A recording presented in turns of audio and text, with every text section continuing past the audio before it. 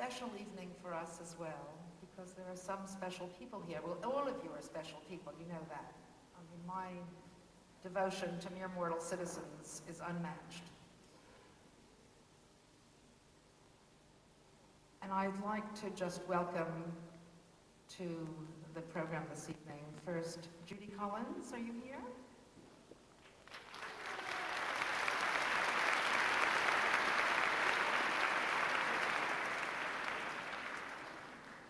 Judy Collins is the Goodwill Ambassador for UNICEF, a special representative for the arts from UNICEF, and a very, very wonderful American singer and artist.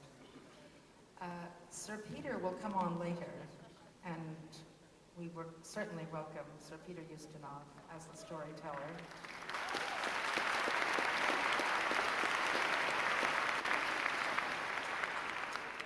When we started planning this program, this whole conference, we invited Queen Beatrix to open the program, and she has a very, very understandably busy schedule. And so she was unable to do it, and I received a phone call that said, unfortunately, Queen Beatrix is not available today. And I sort of thought and said, well, that's okay. We have our own queen. And I would like to welcome warmly, with great appreciation, Her Majesty Queen Noor of Jordan.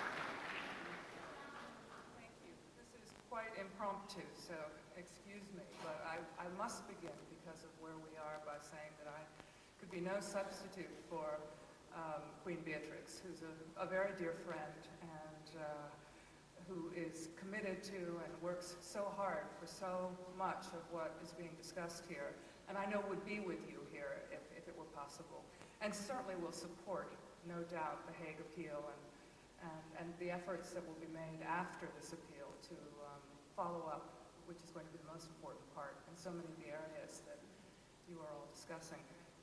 It's a great privilege for me to be here. I've arrived from my home in Jordan, and this is the first visit I've made out of Jordan for the work that I shared for so many years with my husband, that represents the commitments that were his life and ours together, and what I will continue to work for the remainder of my life, for him, for us, and more importantly, for the future and future generations.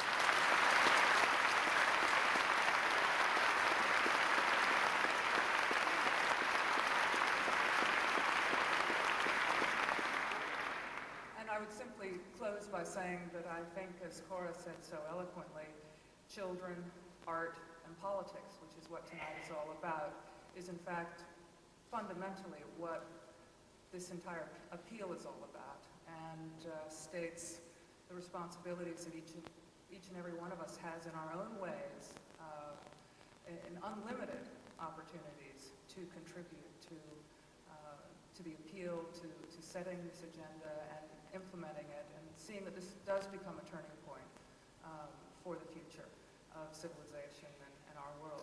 Thank you all very much. Thank you, Cora, for bringing us all together, and I wish you all the best of luck. Thank you.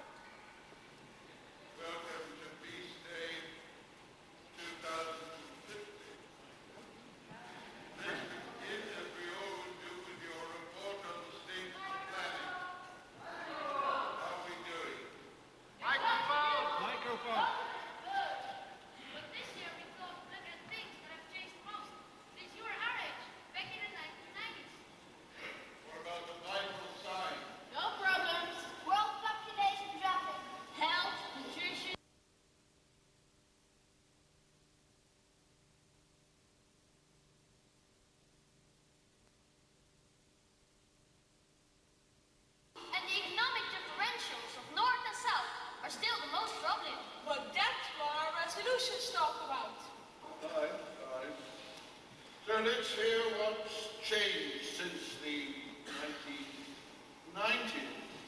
We have a single world currency. China has democratically elected government. Oh, Africa, with the profits from its Saharan solar energy program, this year is giving aid to parts of Asia and Eastern Europe. Serbia beat Belgium in the European Cup, and they were celebrating in the streets of Zagreb and Sarajevo. How about that? Passports are a thing of the past. You can drive from Bombay to Barcelona without showing your passport once. Palestine and Israel are now each other's biggest trading partners. There hasn't been a terrorist killing in Northern Ireland for 52 years. The latest car from Sweden produces so little pollution, they are giving it a zero carbon tax rating. happier. Yes! Even the divorce rate is half to our age. Divorce rate. Excellent. So there's nothing left to do. We've a perfect world. These are the priorities agreed democratically by the children in our district. Schools in the rich countries must share 50% of their resources with schools in the poor ones. Young people should all give a minimum of 1 year in global youth service. No exceptions. Anyone, be they king, company chief, president or child, should be punished if they break the Convention on the Rights of Plants and Animals. No exceptions. Governments should make the multivitamin food supplements available for children and adults everywhere. There should be a complete phasing out of all fossil fuels by the year 2100. That's it. Right. Debate. Silence. Huh? Yes, but on the schedule, the next 2 hours before the ceremony are down here for debate.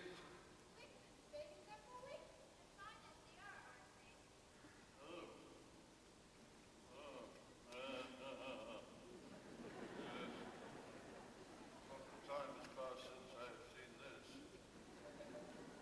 1990s. Someone must have a comment to make on them. Don't think so. So what are we going to do for the next 2 hours? I don't know. No, you are the storyteller. You have to tell I see. Yes, well. Huh? They were by the beach, weren't they? Yeah, and they started all out in like 2 months. Oh, not quite as quickly as that. Surely you all know the story, the peace child?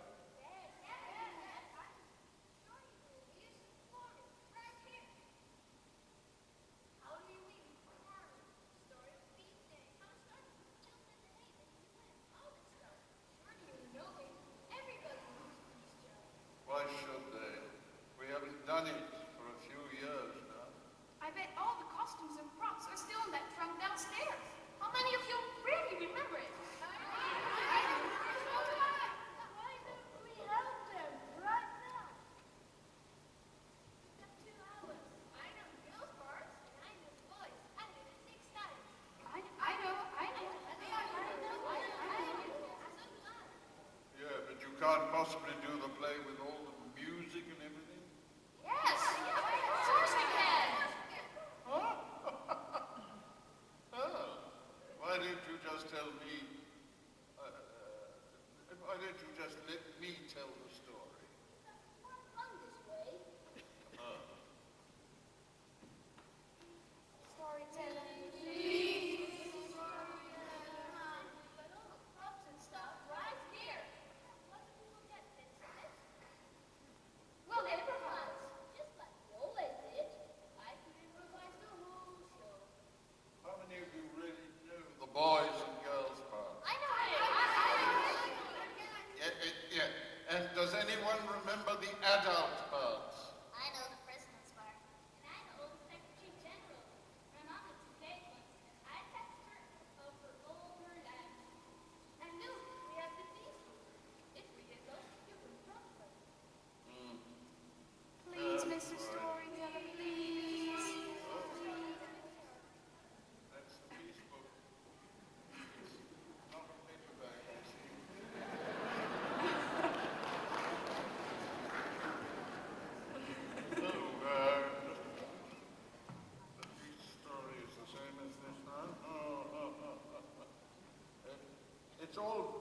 It's all very irregular.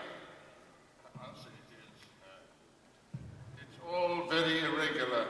But Peace Day is the day that adults are supposed to listen to the requests of children. So, yes, I agree. Yay! We'll begin the old way, in a circle. All of those who know the children's parts, do you really remember? Yes! Very well. Now, concentrate.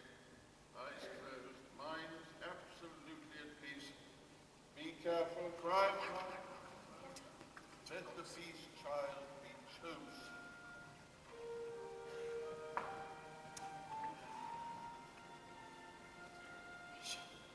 Now if you close your eyes, you can be what you want. And if you close your mind, you can feel what you need. Don't you see? It's your destiny.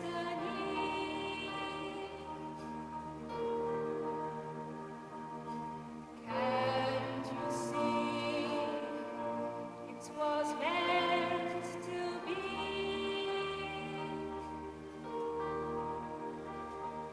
It's happening everywhere. People waking up together, facing a great new dawn, reaching out. Do you believe in miracles?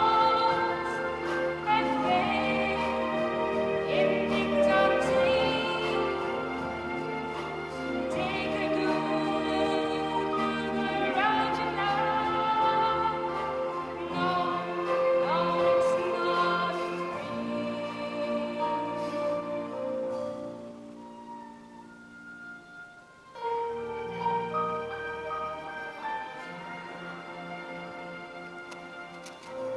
So open up your eyes and fly on the skies. And open up your mind.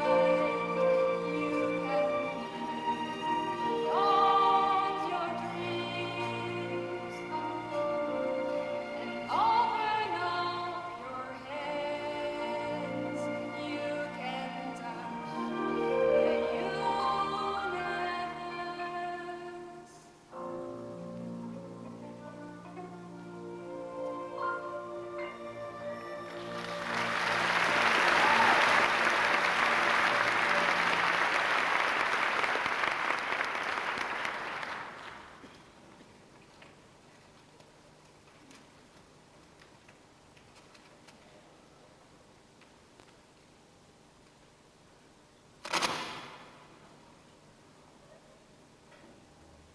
In the beginning, there was love.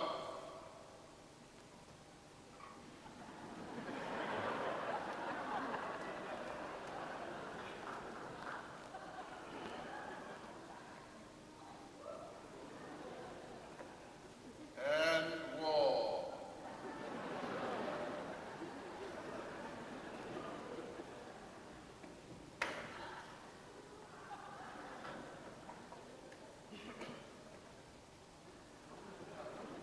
And more war.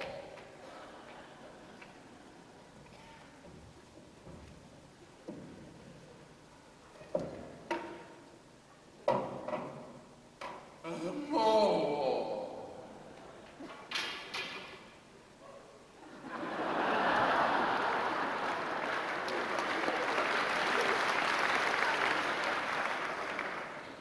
Soon they forgot what it was they were fighting about. War just became a way of life.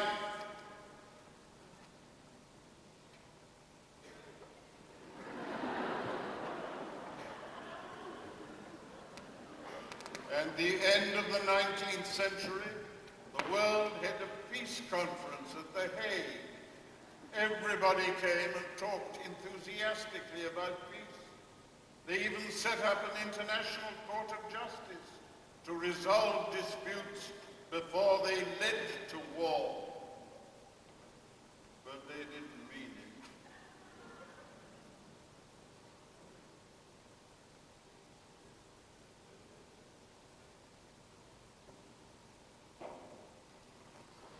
That century, that conference ushered in a century of wars, more bloody, more cruel than our world had ever seen, with ever new and deadlier instruments of killing. In it, man discovered a weapon which would destroy not only the enemy, but every living thing in the entire world. War had become an insanity, for any new war would be a war without winners. Anyone wants to fight a war without winners? They must be crazy mad.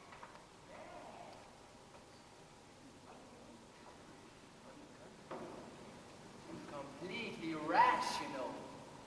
Survival of the fittest is the only law that ever worked in this world.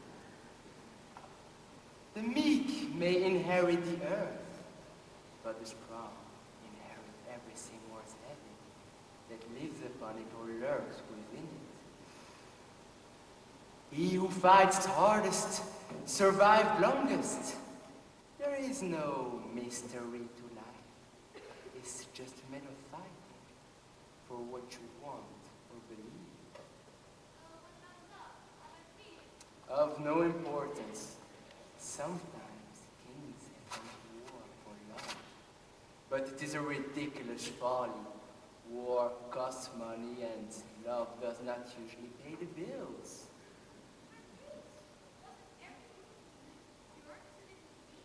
Of course. But as the old Romans said, if you want peace, prepare for war. My friend, you have clearly not studied history. Look at our great heroes, men who have conquered great territories and brought them under submission and given them long periods of peace. Napoleon, Alexander the Great, Genghis Khan, Bismarck, great soldiers all. It is a weak go to war. The king continued to meekly tell the waves to go back, while the Norsemen slaughter his children and rape his women. No, my friends. If you want peace, take up your flag. Stake out to the ground and defend it in war with your life and the life of all we can persuade to fight for you.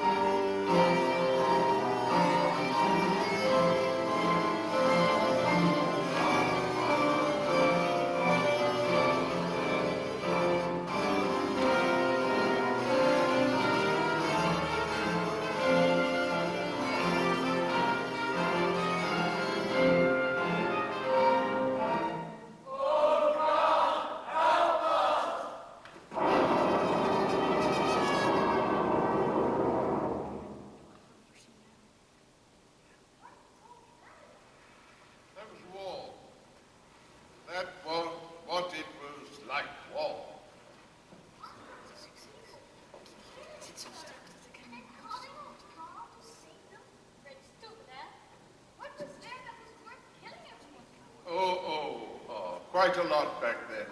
Peace, freedom, enough land to grow your food.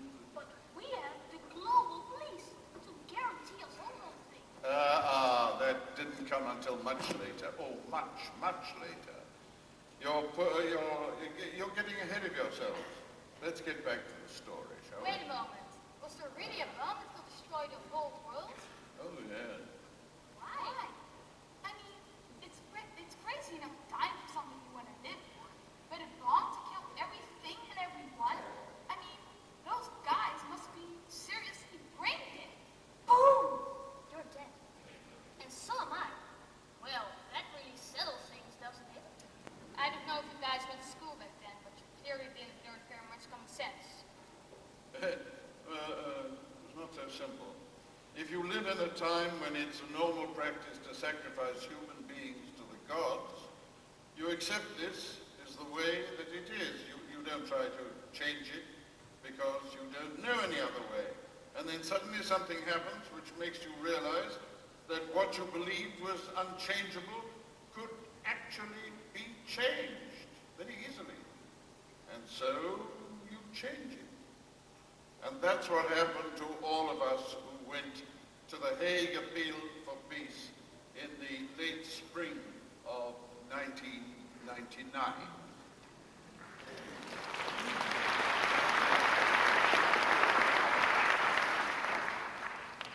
Good morning. Good morning.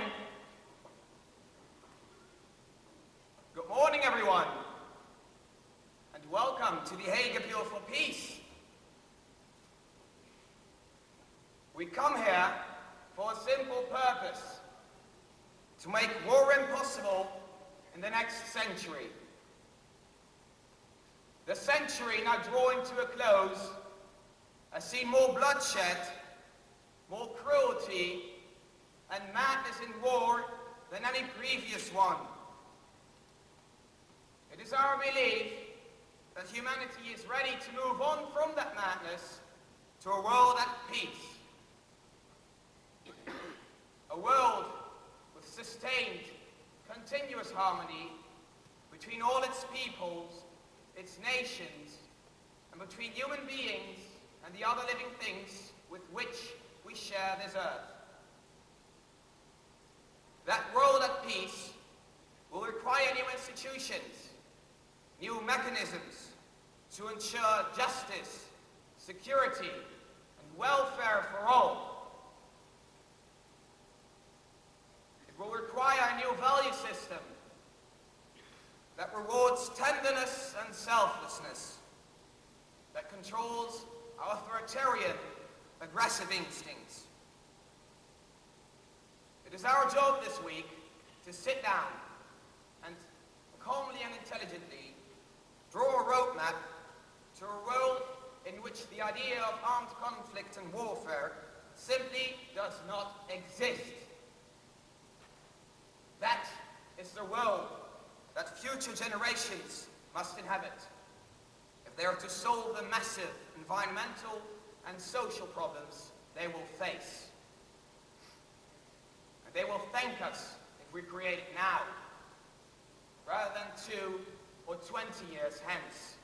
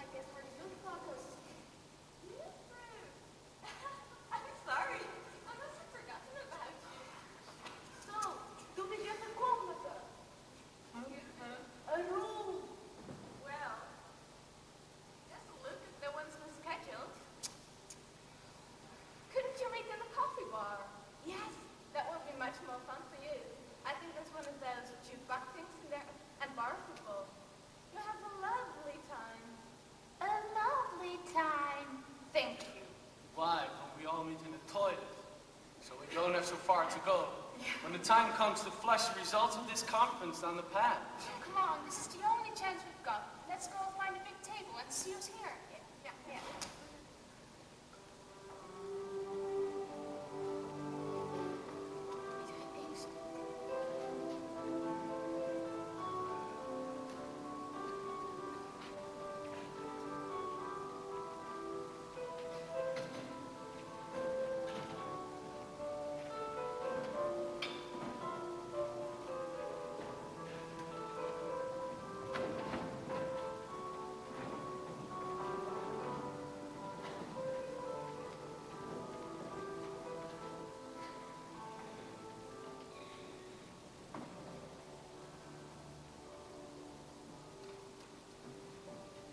So, why are we all here? To make peace. Да. Я тут, потому что мне не надо идти в школу 2 недели. I am here because I got 2 weeks out of school to come. I'm here because my administrative program paid me to come. I'm here because my country was at war, and I had to flee. I'm a refugee.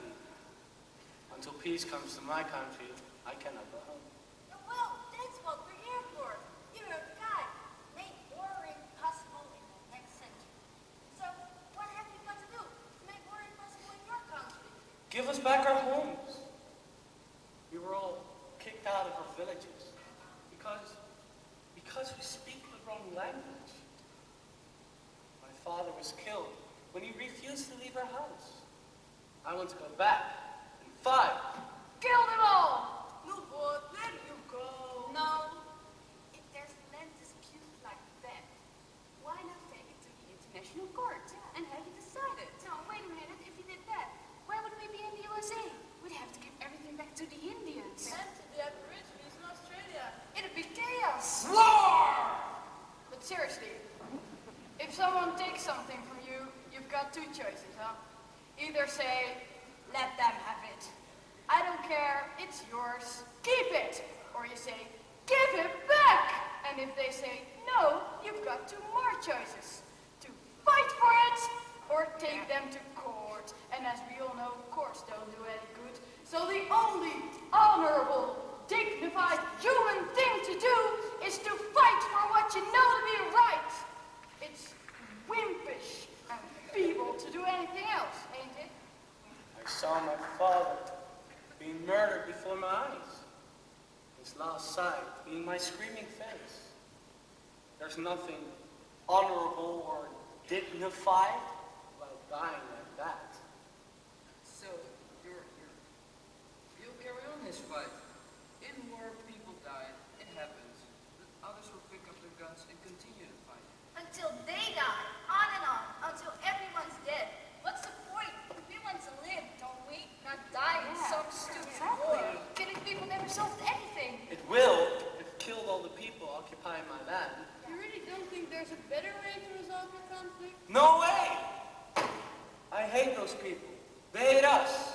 Nothing and no one will make me love my enemy until they've given back to me what they've taken from my family, from my people. Then, perhaps, just possibly, I can forgive them. But just imagine how hard it is to forgive someone who's killed your father with a Kalashnikov. We're going round in circles here. Can we agree on one thing? It's something that I believe your father would have agreed to as well. Что это? I mean, what's that? We want to live. Yeah, basic human instinct, survival. God, sure. What then? Doesn't matter. Let us all agree on a common basis for our life on Earth. We want to live. We want to grow up, have a full life, have a family maybe, a job, a home, send our kids to school, see them get married, have grandchildren and tell them stories about our lives as we grow old. And when we are old, to die in peace, having lived a full life. Too simplistic. Doesn't do for me, man. Yes, please. If we can agree on this, perhaps we can agree on other things too. I agree. More than anything else, I want to live.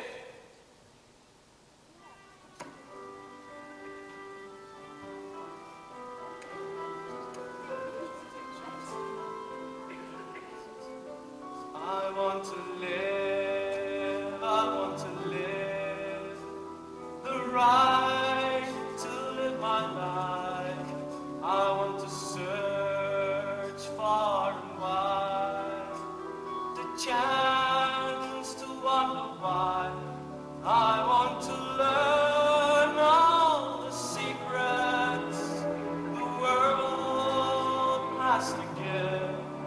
I want the chance to see it all. I want to live. I want to live. And I am here to find a reason for who I am.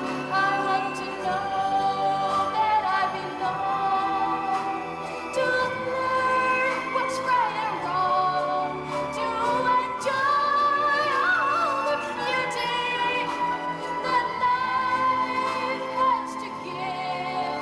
I want a chance to see it all. I want to live. I want to live. I want to live. I want to live.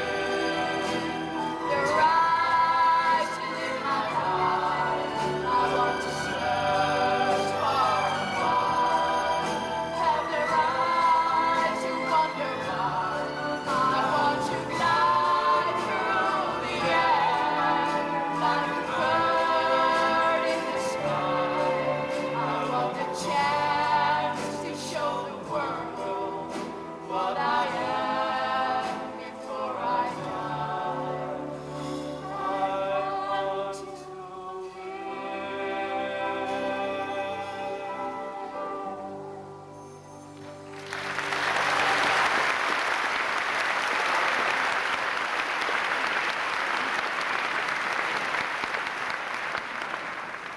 Okay, so now we know what the problem is. We want to solve problems without killing people.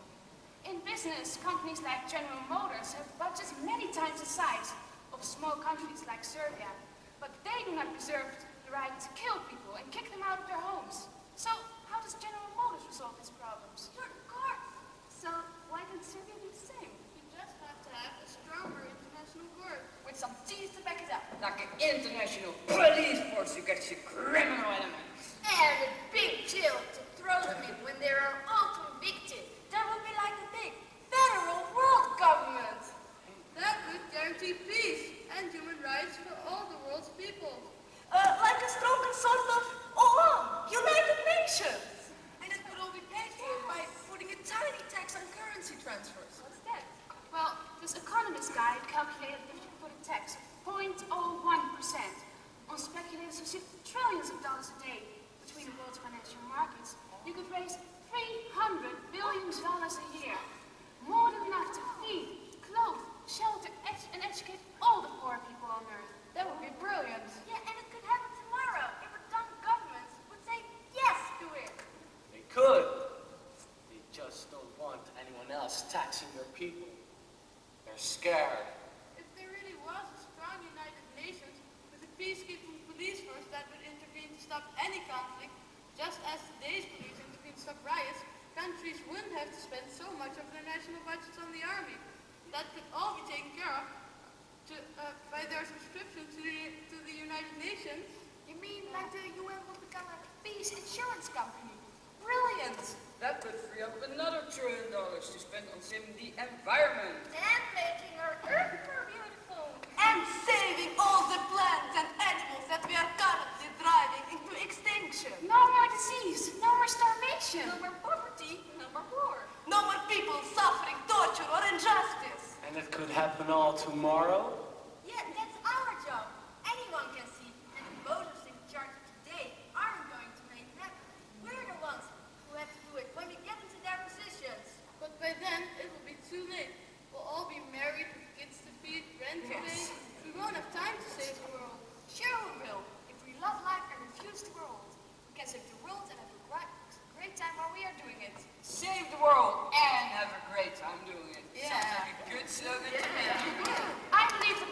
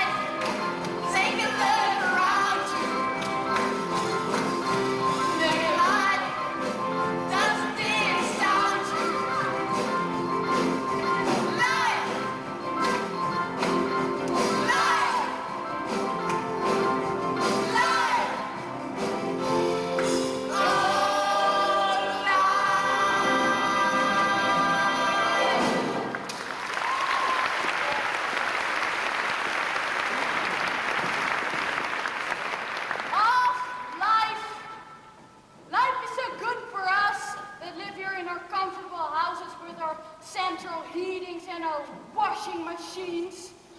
What about them that live in shit slums with soldiers beating at their doors in the middle of the night to disappear you if they don't like you, or to force you to carry a gun and shoot people if they tell you to? I would remind you guys that there are 42 wars raging around this world, and they ain't gonna be resolved overnight. Not overnight, but pretty fast. I come here every year for the Hague Model United Nations. Each group from a different school represents a different country. And we meet here for a week and we resolve each other's problems. And we always do it. Cyprus, the Middle East, Western Sahara, Serbia, Kosovo. Each year we agree a resolution on all these matters. Well, that's incredible. Why haven't I never heard about this? Because we're just kids. And at the end of the week, we go home and forget about it. But each year, we solve the world's problems. And now, listen to you, I see that maybe we don't have to go home. Maybe we can take this conference to get our ideas to a wider audience. And maybe, just maybe, to get the world leaders to accept them. All our problems will be over. But where are these Hague Model UN resolutions? I'd like to read them. Maybe they could be the basis of our youth day. Yeah, that's it. They'd be brilliant. At all events, it represents what hundreds of other young people have come up with after thinking through these problems for many, many years. Find them, and why don't we put together a small group of us to go through them and pick out the best bits for a statement? And if some of our own ideas along the way. I'm on. Me too. Me three. Yes. This way, the youth caucus will present a finished statement before the other groups have really got started. And then we can go relax by the beach. Yeah! Party. Oh, party! Isn't that what young people are supposed to do? Yeah, sure, but we've got to save the world first. Yeah. Piece of cake we'll have to handle by tea time. Yeah. Life. Woohoo! Life. Life.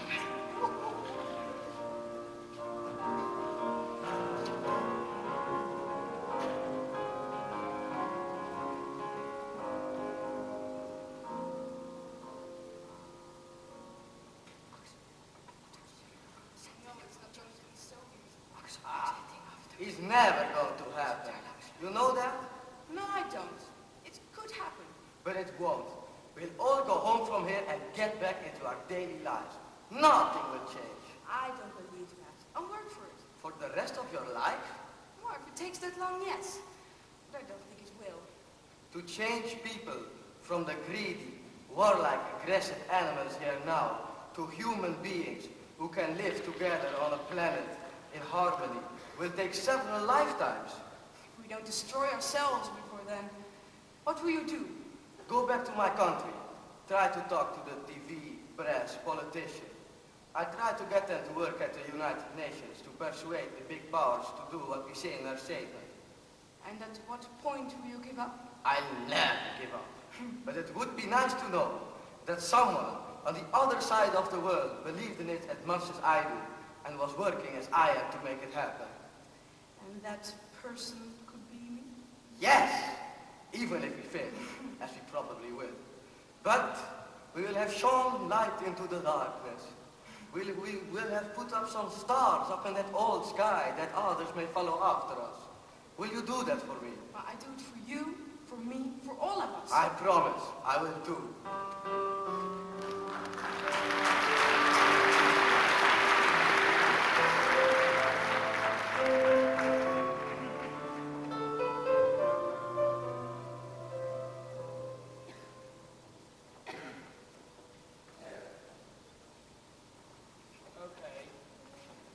Okay.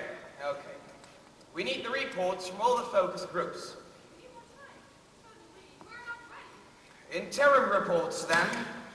You have all day tomorrow to add the final touches. But if we were going to have a consensus report today, we need to start drawing together our ideas. That's what this session is about. Good. Now, can we have a report from the women focus group? This is far from a final statement, but it begins something like this. Women as mothers are the source of all human life. As creators of life, we are the last people to seek to destroy it. Therefore, with equal numbers of women as men in positions of authority, there would be no wars. Women are the solution to the problem of warfare.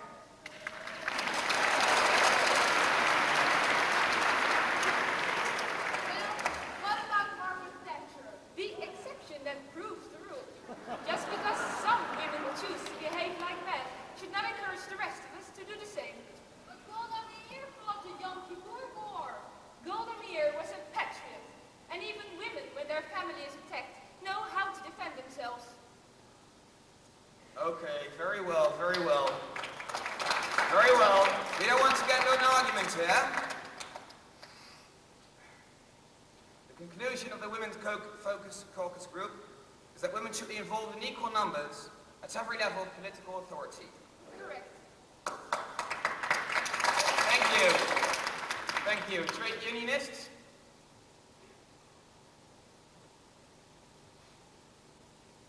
The brothers and me come to this meeting ready to sacrifice.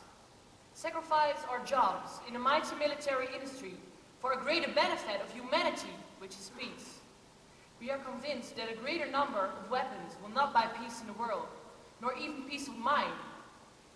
So we, in the global trade union movement, call for the immediate conversion of military industry to civilian manufacturing for the prosperity of all. Thank you. Thank you very much. Very good indeed. Education?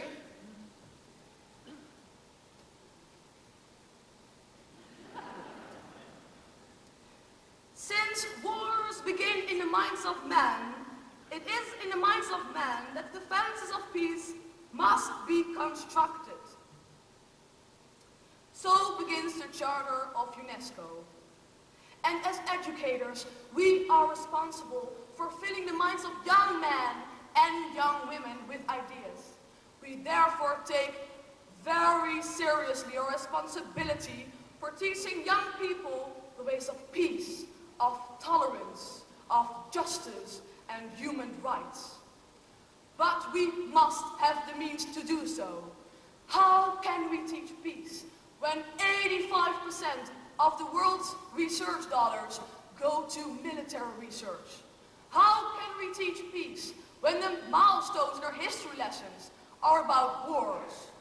The people we teach our children to look up to are warriors and generals. More funding for peace education. That's our major appeal. Very good. Very good. Now, the Nuclear Abolition Treaty. Testing. Testing. Can you hear me? Good. So the treaty is in place and open for signature. We'd like you to urge your governments to sign it. Basically, it delivers a phased abolition and destruction of all nuclear weapons by the year 2015. It does not address any other types of weaponry, but we hope that a similar treaty to abolish and outlaw all weapons of mass destruction, including biological and chemical weapons, will shortly follow. Well, what about small arms? Yes, indeed, small arms, very serious issue. And if we had more time, we would include some guidance on these in our statement. But in this treaty, we're concerned first with nuclear weapons. To remove all hair triggers alert, are you aware that, as we speak, there are upwards of 200 missiles targeted on us? Oh, sorry, I digress. After this, we phase out first all ICBMs with MIRVs capable of reaching major population centers, then remove all detonators and conduct independent inspections to ensure that all missiles are immobilized and then dismantled. So people, get your governments to sign the treaty. Very good. Now, finally, young people, are you ready?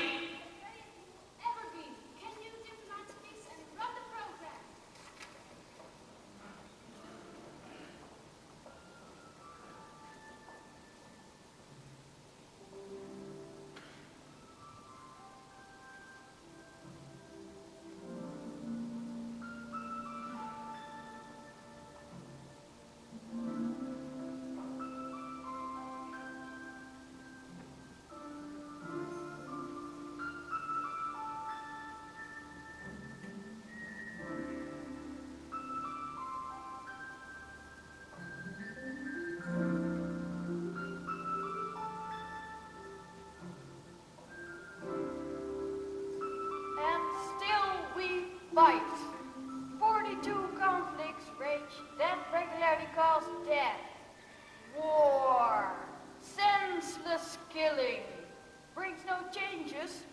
more anger and pain.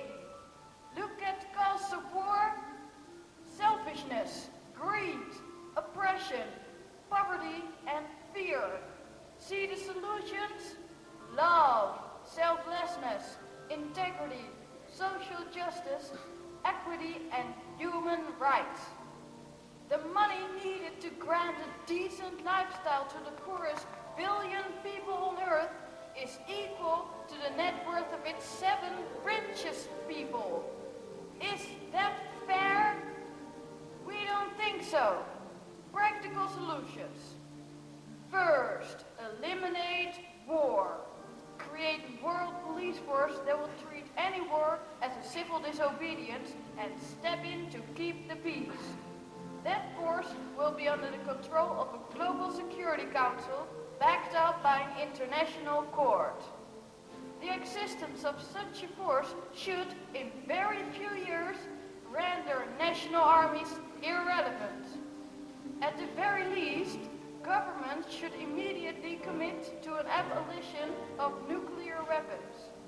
This in turn would release billions of dollars to build the foundation of a truly peaceful world. Second, create an environmental security council to look after the interests of the environment and all living creatures on our Earth. Stop the extinctions. Do not overfish the seas. Protect the rainforest. Protect the areas of natural beauty in developed countries from the ravages of urban expansion. Third, end poverty. Wipe it from the face of the earth. Make it the absolute priority of all nations to ensure that every child born into this world, male and female, receives an education, at least through primary school, and if they wish, unto secondary and university level. Make shelter, food, and healthcare available freely to all, whatever their economic situation, caste, or ethnic background. We have the wealth to do this.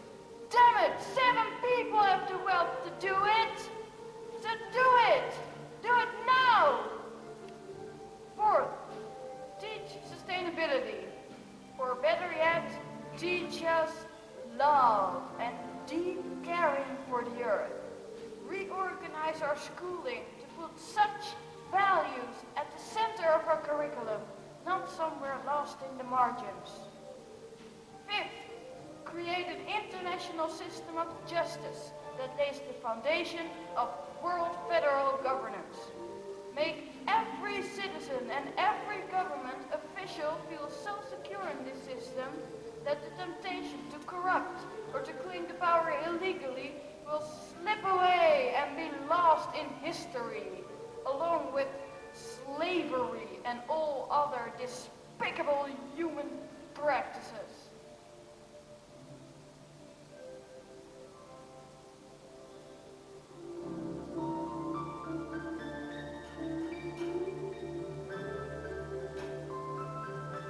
My friends, we can do all this when we come to power in the world some 30 or 40 years from now.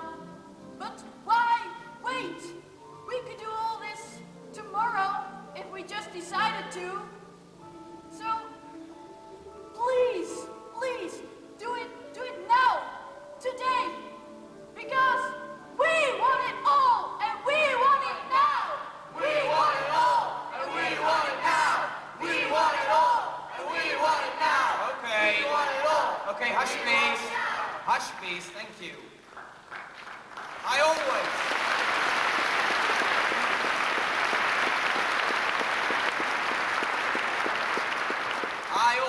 thought that young people would provide the backbone of this meeting, and you certainly have. I think we have the basis of our appeal right there, don't you? Brilliant! But it is not even mentioned women. It's nonsense. There was hardly a word on nuclear weapons. Yeah, and nothing about sacrifice and me and the progress the priests made.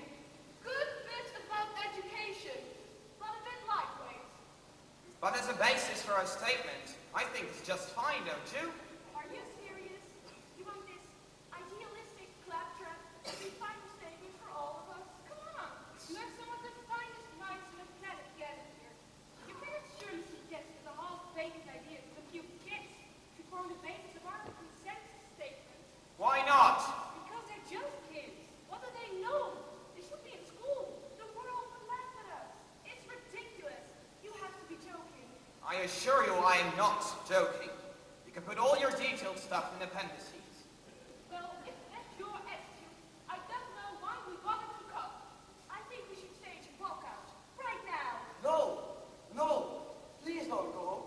We are not happy with our methods as it stands. We want to work with all of you to make it better. If you can use the framework that we have written, we are proudly honored.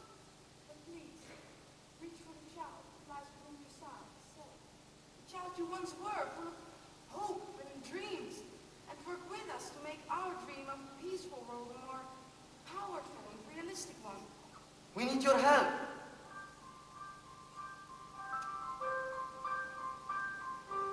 Reach out to the star. Come out from where you are. Show me what you can do. Believe in me, I believe in you. Reach out for your dream. It's not as hard as it may seem. Together we can make it through. Together, me and you. Wake up, open your eyes. This is our world, our paradise. Reach out, don't be afraid. Come on now, we'll find a way. There's a whole new world for us to see. There's a universe for you and me. Don't be shy, just be yourself. You are your greatest wealth. Reach out for a star. Come out from where you are. Show me what you can do. Believe in me, I believe in you. Show me what you can do. Believe in me, I believe in you.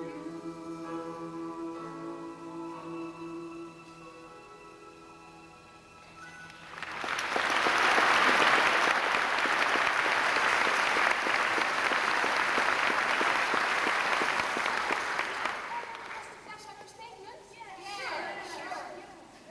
I'll let you have it done by this evening. And then we can all go party on the beach tomorrow. Wouldn't that be great? But I'm sure that some of us will find more to talk about. Yeah, we're here to learn, not to mess around with some buckets and spades. But if we do all this now, there will be so much more time to have fun. Why wait 30 years to have peace and abolish war when we can do it all tomorrow? Yeah, we want it all. And we want it now! We want it all! And we want it now! We want it all! Yes. We want it now! Yes. I think we know all that. I think that you're both right. I think that we can get this statement finalized by tonight. And that we all have some serious work to do. Strategizing how we're going to promote the statement. And get it implemented. Yes. Well, yes, of course, get it implemented.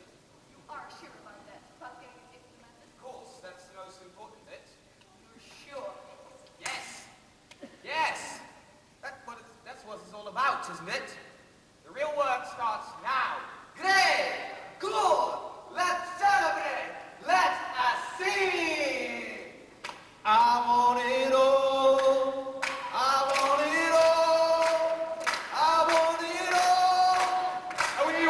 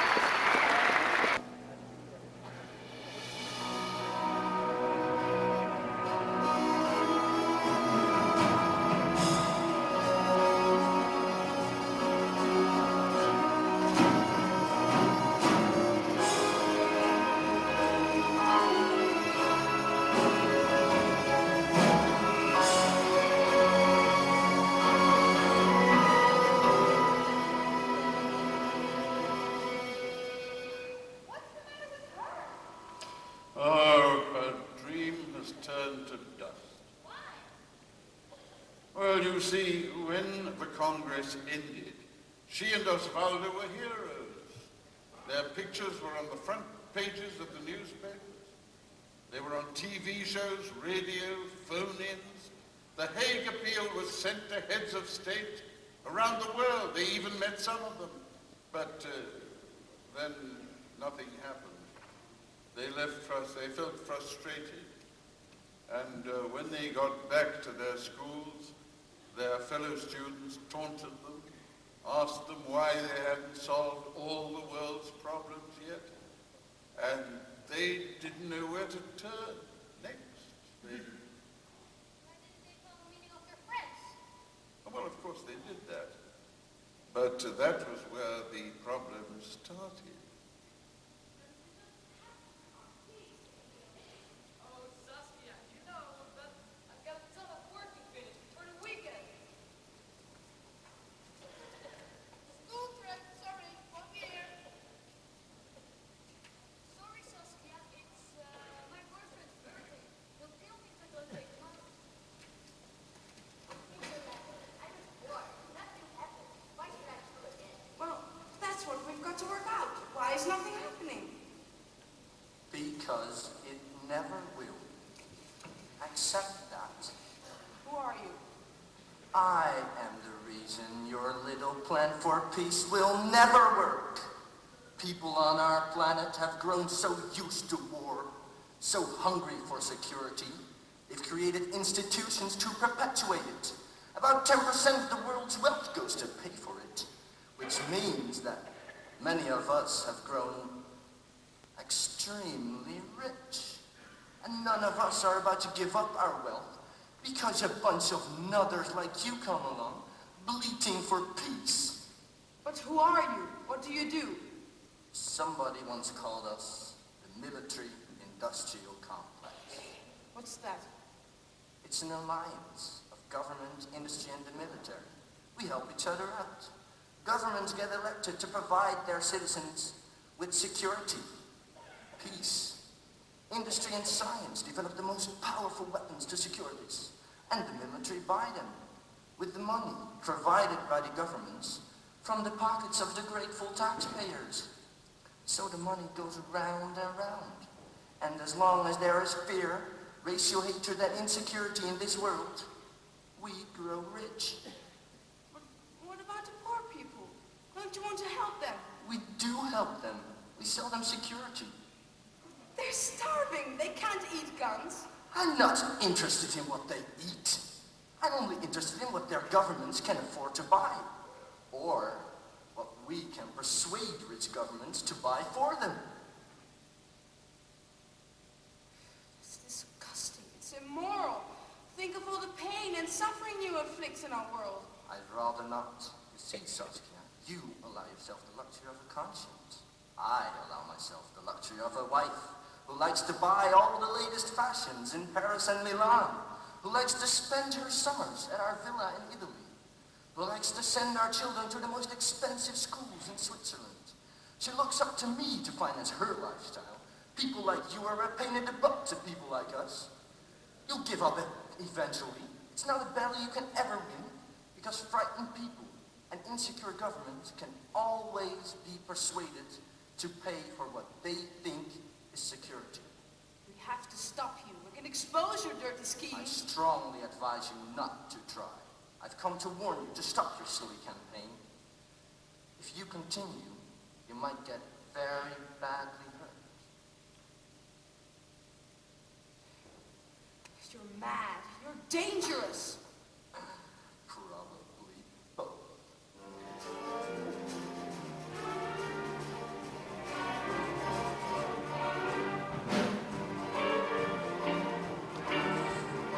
Isn't it sad? The world is quite mad. A fashionable national contest. The biggest, the best, the east and the west. Uncontrollable hearts and homes. Such a sorrowful sight. Everyone's right. Terrible trouble.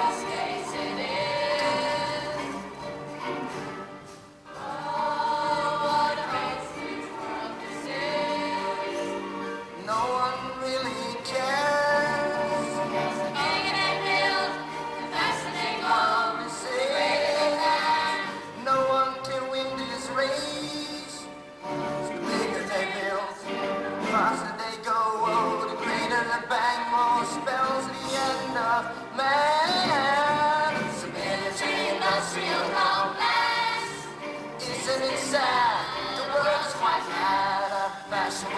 international contest. The biggest, the best, the east and the west. Stroll jacked, ego and large, a tragical farce, uncontrollable, horrible shambles. Such a sorrowful sight, everyone's right. Oh, what a hopeless case it is. No one really cares. Oh, what a crazy world this is. No one can win this race. Just the bigger they build, the faster they go, the greater they bow. Spells the end of man. Industrial complex. Isn't it sad? The world is quite mad. Affectionate, emotional subjects. The biggest, the best, the east and the west. Typical jungle. No one to blame, a ridiculous game. Uncontrollable, horrible shambles. Such sorrowful sight, everyone's right.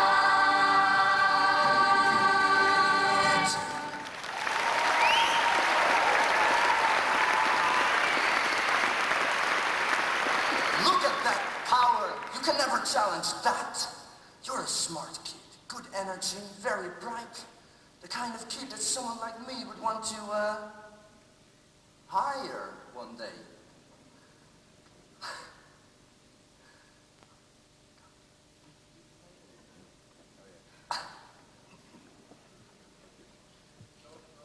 Don't throw your life away on this peach nonsense. Spending time with smelly, unwashed misfits with rings in their ears and holes in their pants. Join the mainstream. Enjoy the good things in life. Fine food, great holidays, the best hotels. That's the life. Paid for by death. Oh dear. You have got it bad, haven't you? Well, don't say I didn't try. If you get hurt, don't say I didn't warn you. I have to see Osvaldo.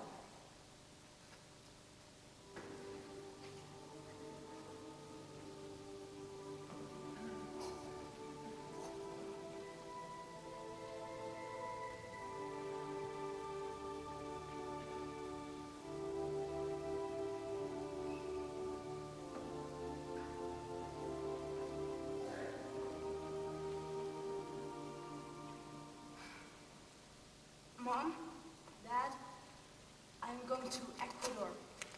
That's nice, dear. Will you be wanting your hot cocoa before you go? Ecuador, Mom, it's in South America. I'm sure it is, dear. Will you be needing money for the bus? It's called an air ticket, and I need 2,000 guilders. What? 2,000 guilders? Where are you going? The bloody moon? South America, Dad. I have to go and see my friend Osvaldo who lives there. If you lend me the money, I will go through the holidays to pay it back. Now wait a minute, my girl.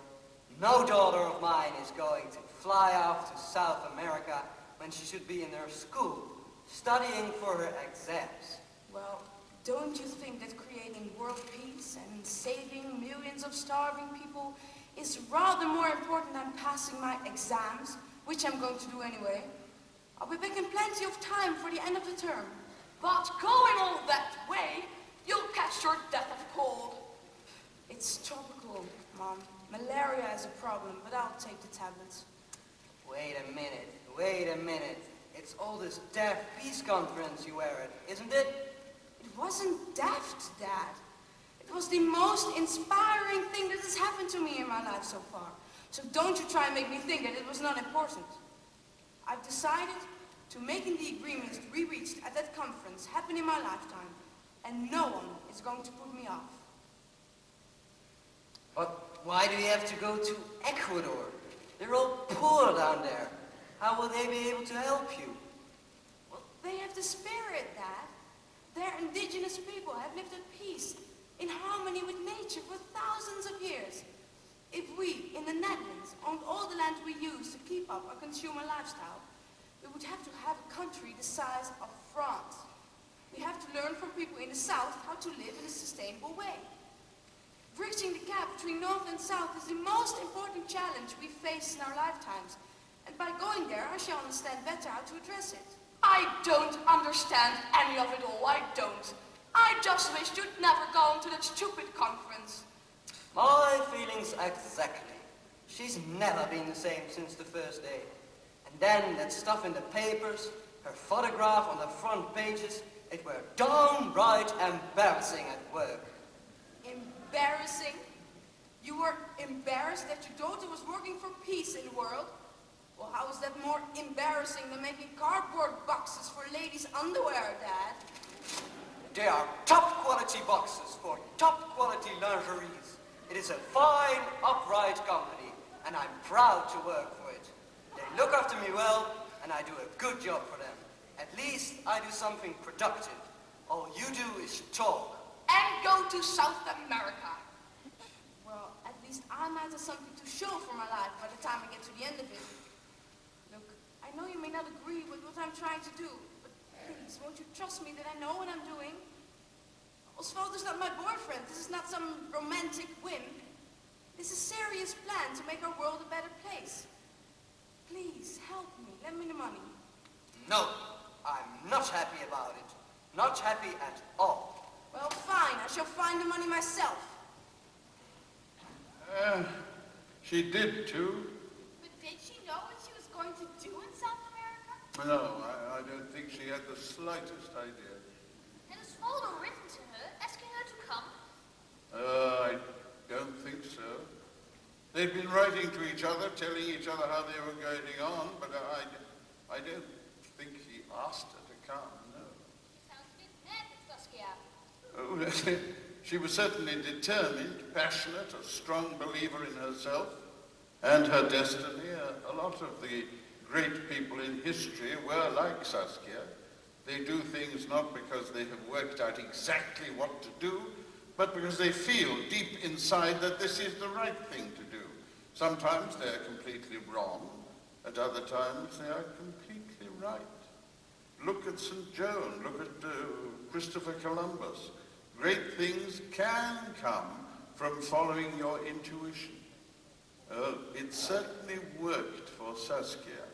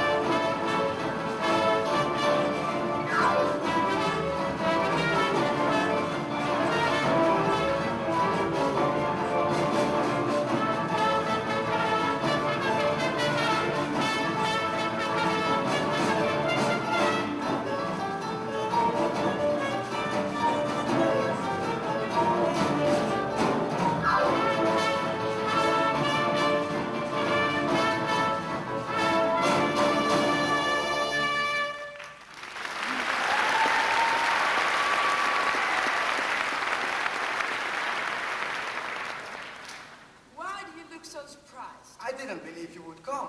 But I wrote to you. I know. I know. It's just such magic that you're here. We can do great things now. Well, seems to me you're doing great things already. Ah, nothing like you now. Nothing like you now. Have you heard from anyone else? A couple of postcards, nothing really. I got the newsletter. Isn't it amazing? There were 10,000 people at The Hague, and yet I sometimes feel like we're the only people still working on its conclusions. And yet people want to help. It took me just one afternoon going door to door to raise the money to come here. People want peace, they just need leaders who will give it to them. And you want to be a leader, Saskia? Well, I think I am a perfectly hopeless leader. But if no one else will, I'm prepared to give it a try. Me too. Great. The two hopeless leaders leading to world peace.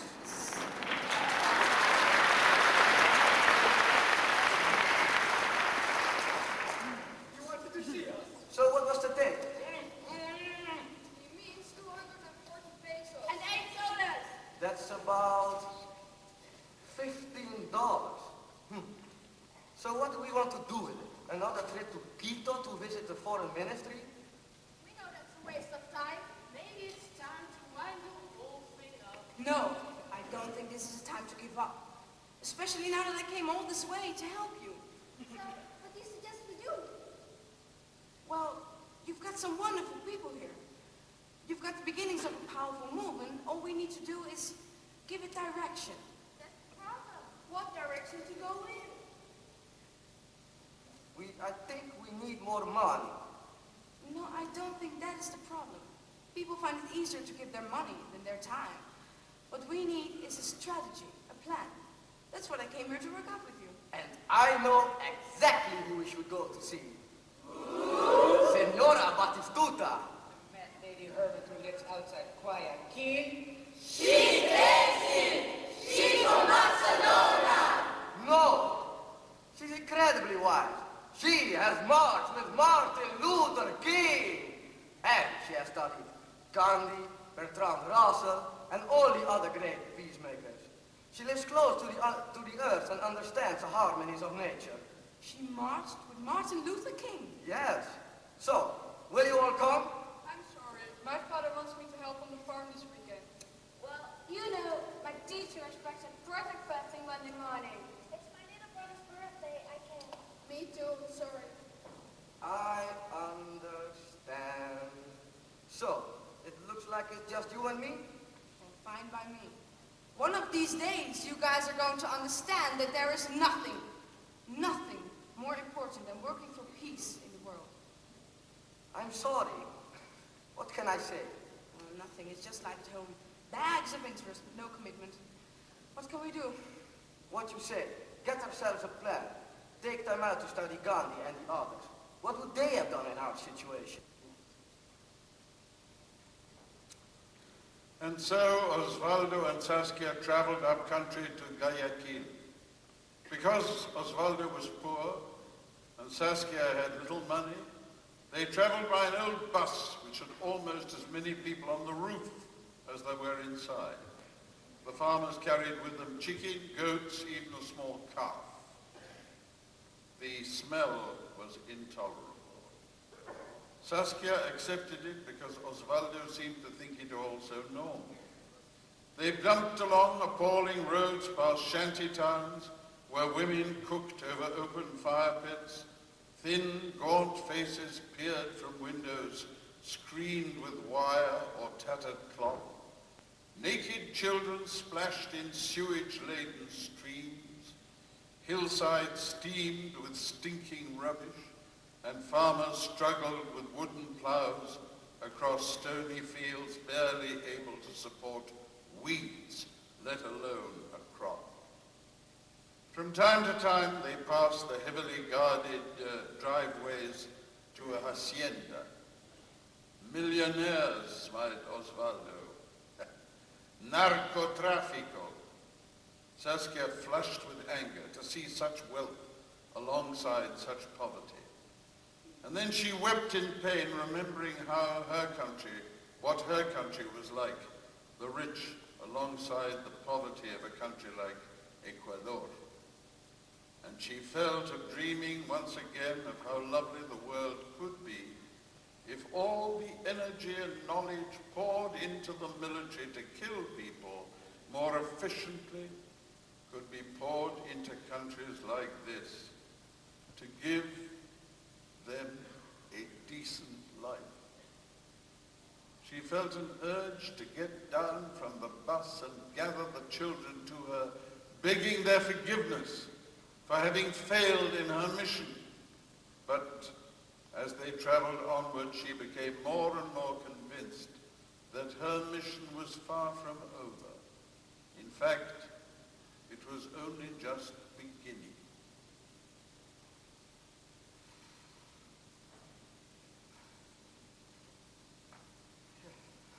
It's only about a mile up here, they told me. Oh, father. This is so beautiful. Yes, but we're screwing it up, Saskia. Look, clear cutting there, degraded land there. Those terraces you see over there have all been salinated through over-irrigation. Nature has no way of fighting back. But she doesn't care to use it. It's you. How did you know we were coming? I felt the vibrations, and I heard a young lady panting. Well, it's great to meet you. So you know why we've come? Because you need help. Exactly. You see, we were at this big peace meeting in The Hague. I know. I may be a hermit, but I have a radio. I know about the important things that happen in the world. You had a great success there. Well, that's just the thing. While we were there, we succeeded beyond our wildest dreams. Everyone agreed to everything, but after that nothing happened. It was as though we had never been there, and now as I try to tell my friends, parents, politicians, they all think I'm mad. Yet you got yourself here. There must be support somewhere. There is. Everybody wants exactly what we want, except that they all feel that it is impossible. You feel it's impossible? No, it can happen tomorrow. We want it all. We want it now. So, go for it. But how? People have so many other things to do in their lives. Children to feed, rent to pay. They don't have time to work for peace. Well, they seem to have time to make war. But I know what you mean. There are not very many like you who get around to really working for peace. Peace within ourselves, peace with other souls, and peace between ourselves and the earth. We have to find that peace, that harmony, if our world is to survive. Yes, that's what I feel. We haven't got the time or the money for war. Both are needed to solve all the other problems we face. If we don't start solving them now, our generation is going to have an empty husk of a planet left when we grow up. By then it will be too late. People say we're naive, but surely it is not naive to think that this can happen. Not naive at all. People, black and white, used to tell Martin Luther King that he was naive to think that black people could have equal rights with white people. But he said it was naive to think otherwise. And he was on the right side of the history. Just like you are. You're pushing on a door that's already half open. People the world over know in their hearts that the era of warfare is drawn to a close. They just have to get it into their heads. But first, you have to awaken the vision in their hearts. You have to express your dream, your vision, just like Martin Luther King did. I have a vision. I have a dream. I have the answer.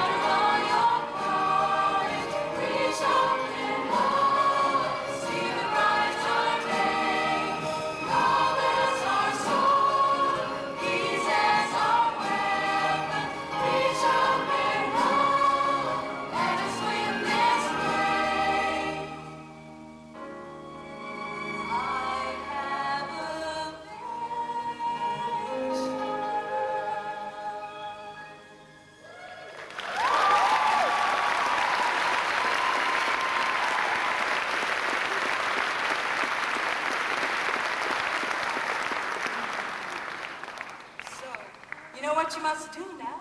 Martin Luther King led those civil rights marches, didn't he? All across the southern states. And Gandhi made peace marches. Back and forth across India. We must make a children's march. The great children's march for peace. To every nation in the world. To every head of state. Get them all come to a millennial assembly of world leaders. And usher in the millennium of world peace. Now that's a plan. I'm right behind you. Will you come? Of course I will. Great. So we're really going to do this thing. When do we start? You must start with those less fortunate than yourselves. Those who will benefit most from the peace that you dream about. Those children that you passed on the way here on the shanty towns.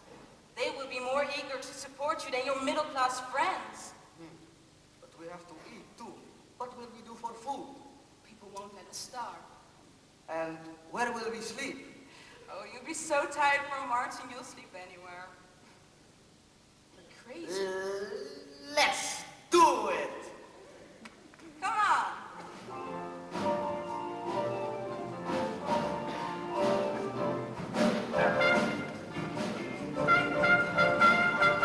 So began the great Children's March for Peace. The children fanned out around the world. Osvaldo in Latin America, Saskia back in Europe. Everywhere they went, they gathered children to their cause. It was no easy task.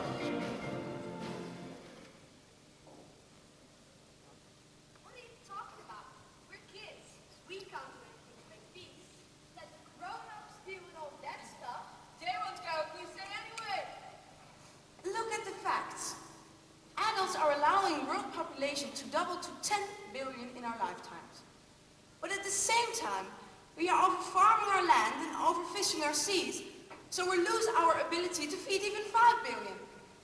Don't you understand? Unless we do something, ours could be the last generation to live upon this planet. And we let our stupid grown-up leaders spend all our money preparing to fight meaningless wars. We've got to stop this nonsense and stop it now. Yes. I mean, what have you got to lose? Yes. March with us. I'll join. Me too. I want to live. Yes, we want to live. Come on. Parents, politicians, artists, actors, teachers. At night they slept in churches, village halls, and farmyards. By day they marched, and as they marched, they sang.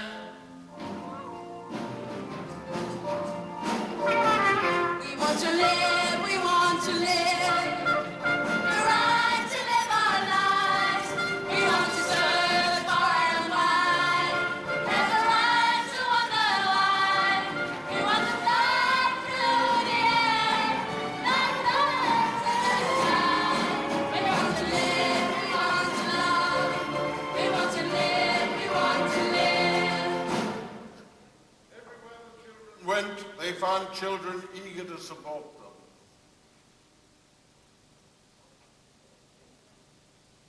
Stop right there.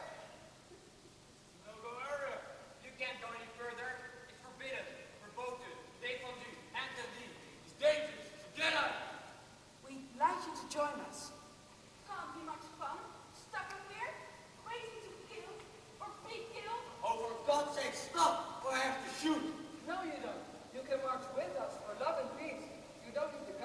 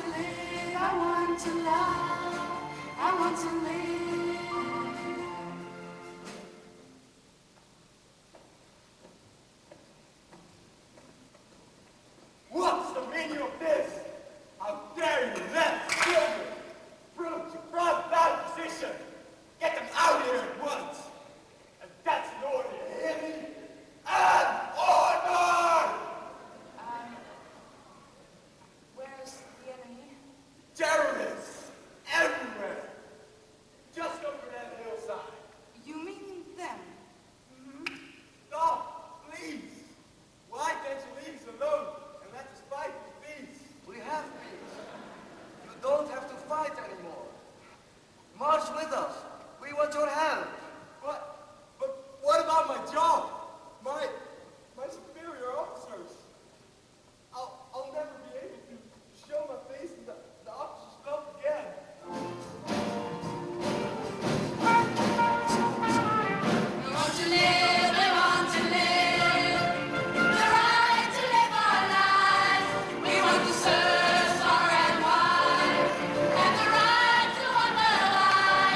We want to fly through the air like birds in the sky. We want to live, we want to love. We want to live, we want to live. We want to live, we want to live. The right to live our lives. We want to search far and wide. And the right to wonder why. We want to fly through the air like birds in the sky. We want to live, we want to love. We want to live, we want to live. We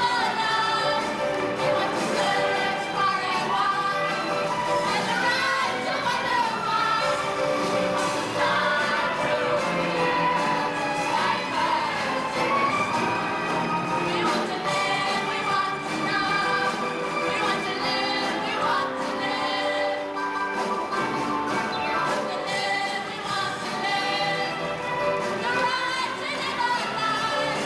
We want to search far and wide. And the right to wonder why. We want to fly through the air like birds in the sky. We want to live, we want to love. We want to live, we want to live. We want to live, we want to live. The right to live our lives. We want to search far and wide. And the right to wonder why. We want to fly through the air like birds in the sky. We want to live, we want to love. We want to live, Everywhere the children went, they found children eager to support them.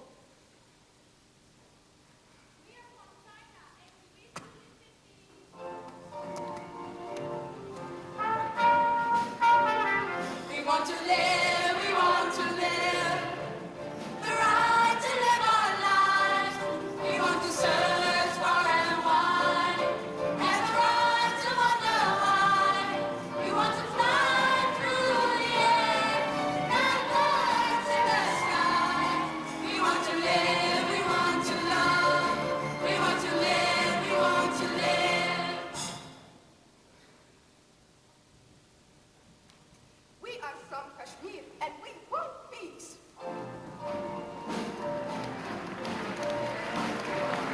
We want to live, we want to live. The right to live our lives. We want to search far and wide.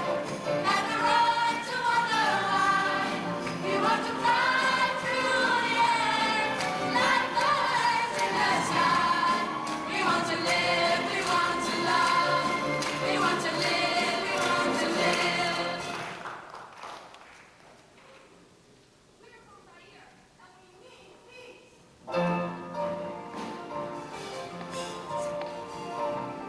We want to live, we want to live. The right to live our lives. We want to search far and wide. And the right to wonder why. We want to fly through the air like birds in the sky. We want to live, we want to love. We want to live, we want to live. The children never went hungry. They were never short of places to sleep. Everywhere they went, offers of help flooded in. Transport, clothing, money. There remained one country to touch, the most powerful one. As they approached its capital, the children shouted, What do we want? Peace! What do we want? Now! What do we want? Peace! What do we want? Now! What do we want? Peace! What do we want?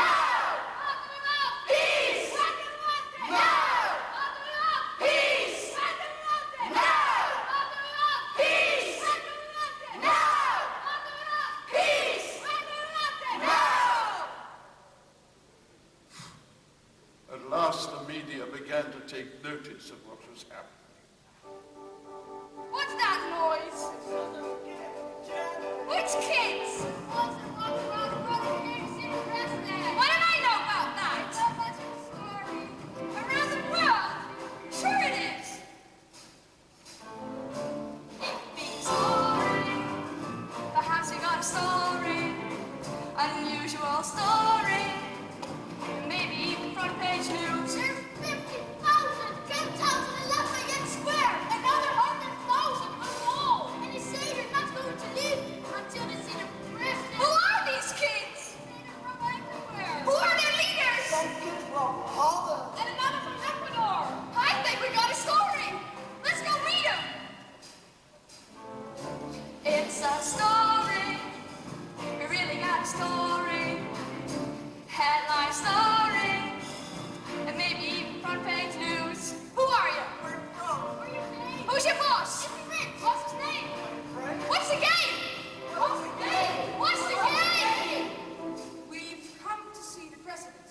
We've seen dozens of other presidents, and now we want to see him. The president will never come. It's not a story.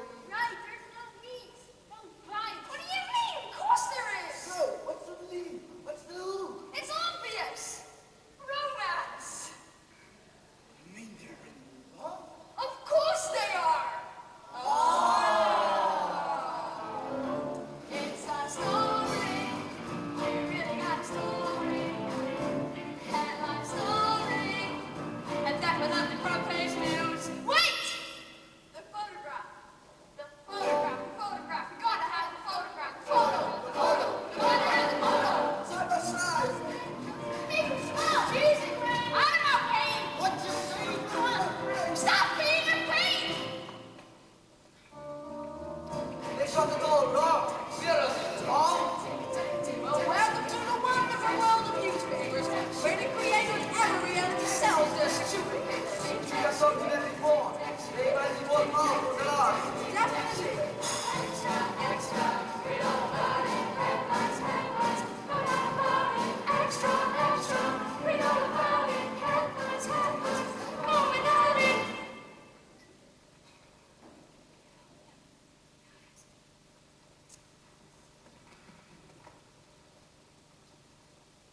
My friends, as we sit here peacefully in Washington, D.C., 2,500 nuclear weapons are targeted at our heads. These would not only kill us and destroy the whole of the city, it is also enough to destroy the whole of this world several times over. These bombs are on a hair-trigger alert system that requires only the slightest malfunction to cause an accidental launch. The United States has a similar number of nuclear weapons targeted at the Russian cities. The Cold War has been over for 10 years, and the nation that we're fighting against no longer exists. Is this crazy or what? Why are we even spending a dime on any of this stuff? The World Court has already decided that nuclear war is illegal. Of course it is, because a nuclear war would be the greatest calamity ever to befall humanity. Do you know what a nuclear war would look like? Do you have any idea?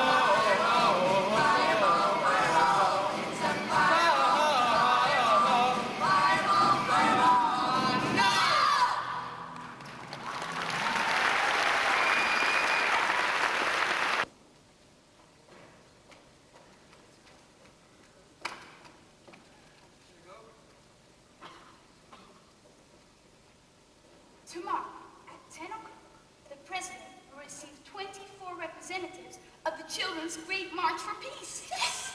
Please supply a list of their names by 6 p.m. this evening. Yes, it worked! We did it! It's a scoop! On the front page! It's a story! It's a story! We really got a story! Headline story! And definitely front page news! Starts underlined with pride! All sides nationwide, anytime! All times and the whole minutes long! Extra, extra! Real about it! Headlines, headlines! Real about it! Extra, extra! Real about it! Headlines! Printed big, reach the sky! Make them shout, make them cry! Peace Child meets the President!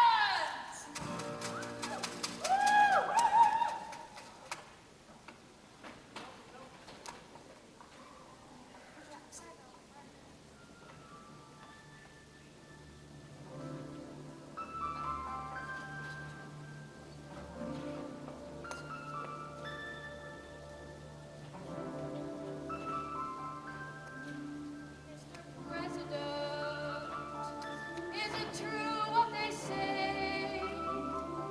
You can kill all the world in less than a day. President, is it true what I hear? Because of man's greed, we must all live in fear. Mr. President, can it be what it seems? There will be no more love. There will be no more dreams. Oh no! Oh no! It's plain to see, but so hard to understand. And this world we all love. It's fading away, dying today. Oh no! Oh no! It's not fair. It's not fair. Man should ever ride for the sake of their greed. They can take this away without asking why. Oh no!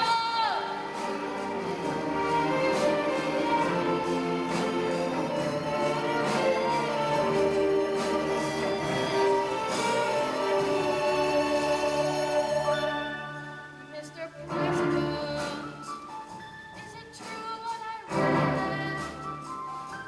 The world could be mad with a turn of your key.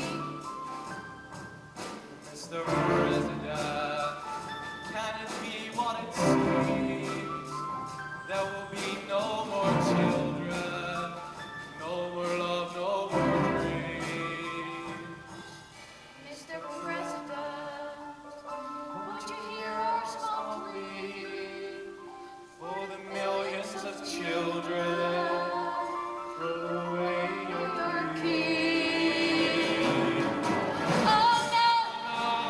It's See, but so hard to understand that this world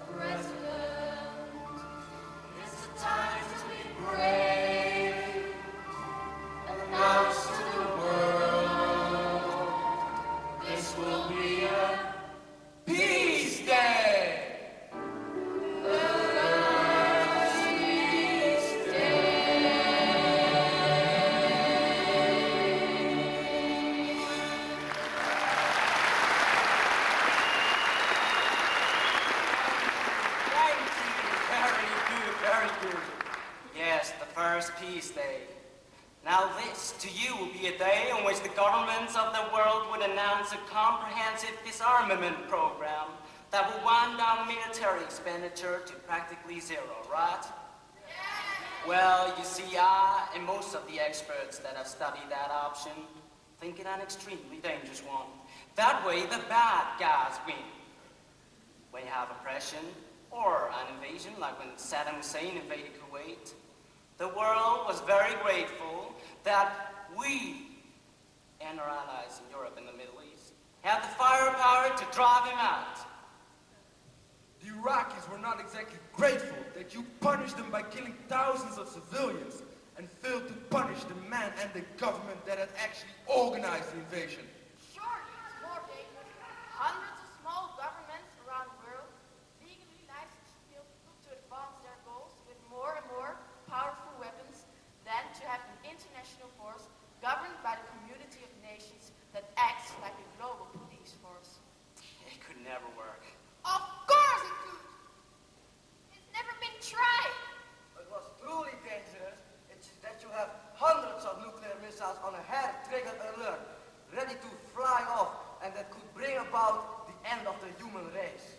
Nuclear weapons are the best deterrent mankind has ever had. Because of them, you guys have lived in peace for most of your lives. 42 wars raging around the world at this moment, and 29 unresolved international disputes, which could lead to violence. Very peaceful. Millions of children dying from malnutrition. Living in extreme poverty with no clean water, no healthcare, and no education. While billionaires circle the earth in their private jets. And governments like yours spend on your absurd military ambitions 5 times what it would cost to give them all a decent life. They are not absurd. Nuclear weapons are a complete absurdity. But we can't just get rid of them. Of course you can. You could announce their abolition tomorrow if you had the courage. But other countries have them. England versus France? Very dangerous. If anyone has them, I prefer it to be us. The bomb cannot be uninvented. Why not? You can't put the genie back in the bottle. What bottle? But you don't have to keep making them. We must if others do. Even if it leads to nuclear war? Yes. Millions of people dying? Yes. Destroying the whole world? Yes. You are mad. Yes.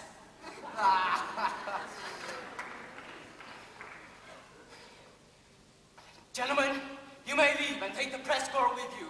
I'll handle this love myself. What exactly is it that you want me to do? We want you to convene a meeting at the United Nations to discuss the proposals we drafted at the Hague Appeal for Peace. That's all? Convene a meeting? We'd like you to figure out how to implement the recommendations. You're the politicians. You know how to do that stuff. And those 5 points, those are them, huh? Just implement them like that? Please. You don't have the slightest idea, do you, Tom? I'd be laughed out of this city if I suggested any one of those things.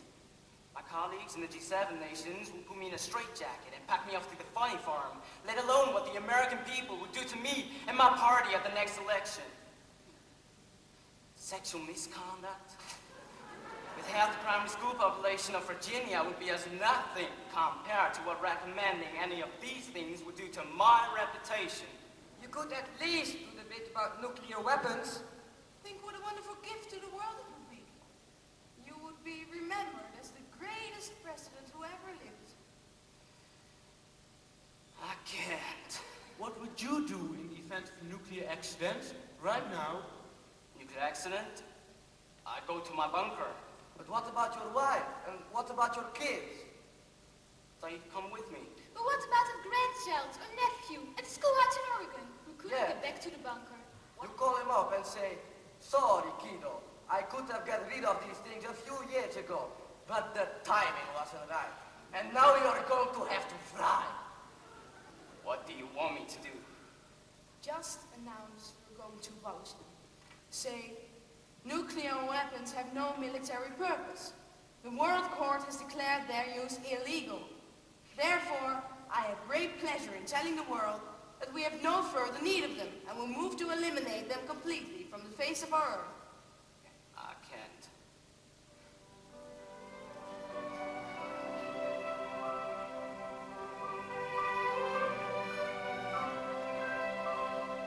I'm sorry, I wish I could, but I can't. It's too late. We've gone too far to change our ways, to undo what has been done. Forgive me, you may be right. It all may happen some future time, but I am helpless on my own to undo what has been said. It's an impossible dream, one I'd love to share. An impossible dream, if only I could dare. Powerless though I am, to change a world that's upside down. You know I want to see it through and believe like you. The impossible dream, one I'd love to share. The impossible dream, if only I could dare.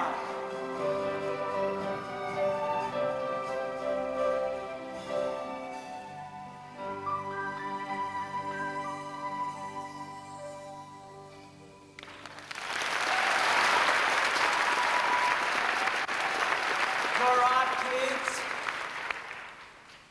It's been clear to me a long time what's going to happen to this world of ours. We're draining it of resources, polluting it, taking out far more than we can put back. We're squeezing it dry like a sponge. And the only way it can end is boom! The Big Bang. Probably won't be in my lifetime, but it may be in yours.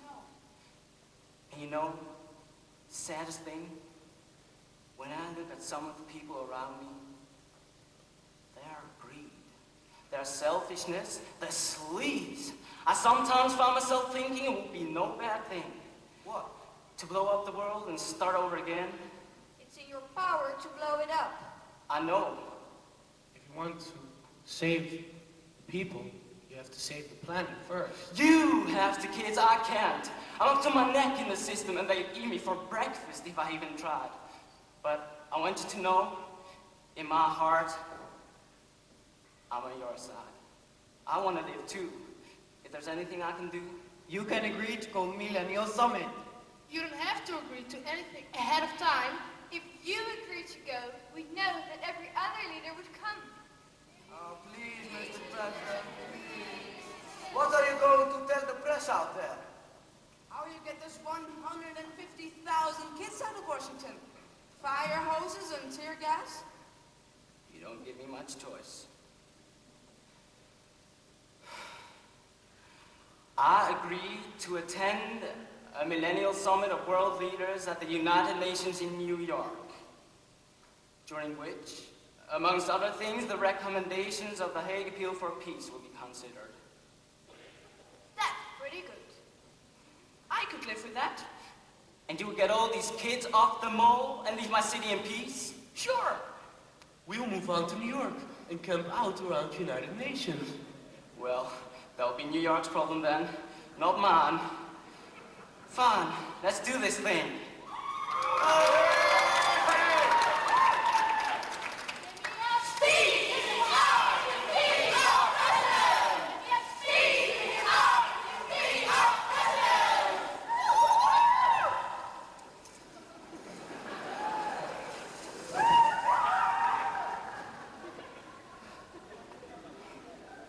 The press may come back in now.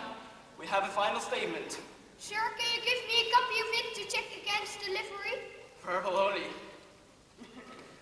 Welcome back, everyone. Thank you. Right, a brief statement. Following a most interesting interesting private chat. I have decided to attend the so-called Millennial Summit and have agreed that a discussion of the conclusions of the Hague Appeal for Peace may be placed on the agenda. Further, I wish to congratulate all the young people from this country and around the world who have displayed such an admirable commitment to the search for peace and the improvement of our world. I share their dream and hope wholeheartedly that this Millennium Summit can begin to realize some of their ideas. Thank you.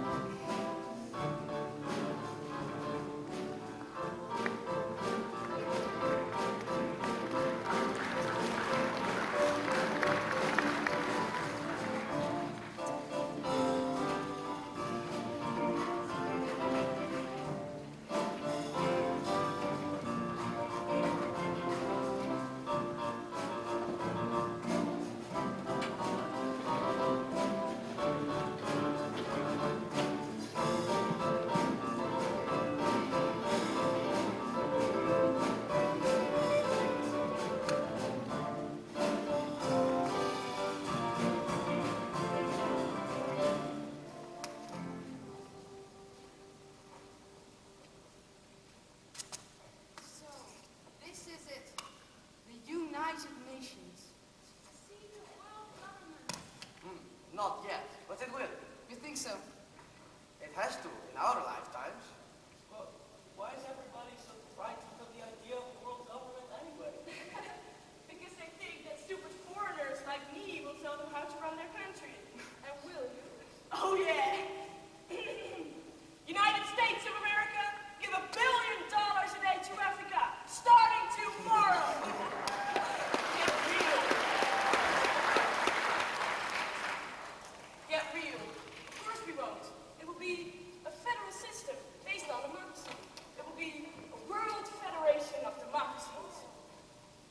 A global family. Yeah, but maybe a little more harmonious than some families I know. Look, they're coming. We should all sit down quietly or they might throw us out.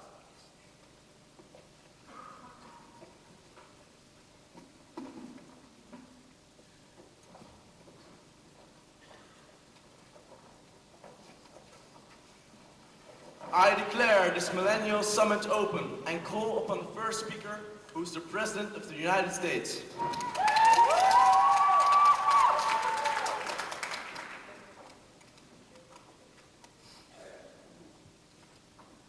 May I say how grateful I am to be able to make this first intervention at this historic Millennium Summit.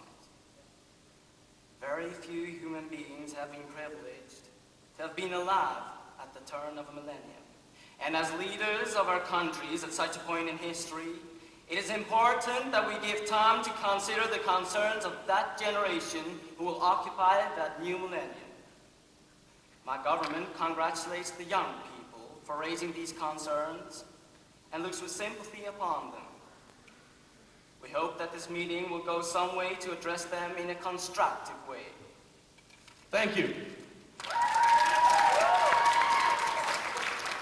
The President of the People's Republic of China. We echo our friend from the United States. Congratulations to the young people for raising their entirely legitimate concerns about the future. However, we feel it would have been wise to spend a little longer at school studying their history before making these unrealistic demands of their governments. My government will enter most eagerly into a dialogue with colleagues about the issues raised, but we would prefer that the solutions offered by the young be shelved for the duration of this conference. Thank you. We call the President of the Czech Republic. My government is fully in support of the concerns raised by the children. And we appreciate their energetic pursuit of practical solutions. However, we would warn that resolution on specific issues as proposed by the document should be concern of the people and government of those territories and not imposed from outside. Thank you. The President of Israel.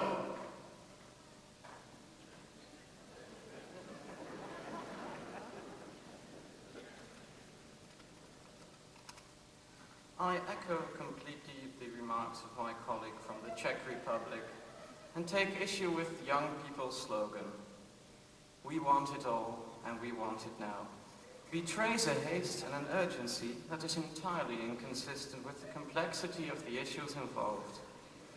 I agree with my colleague from the People's Republic of China.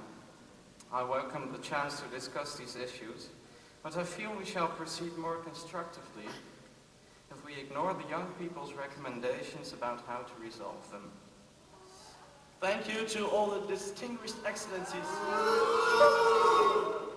Thank you to all the distinguished excellencies who've spoken here this morning. I now call a 10-minute recess for coffee. Thank you.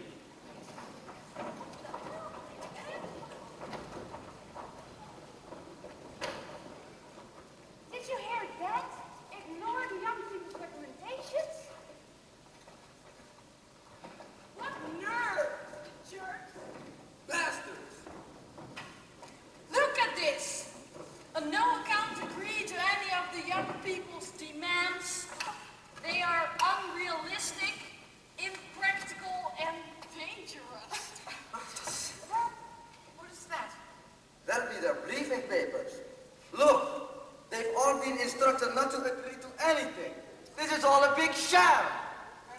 And no one has brought any millennial gifts. Not one. What a waste of time! Think what we could do if we were standing here. What?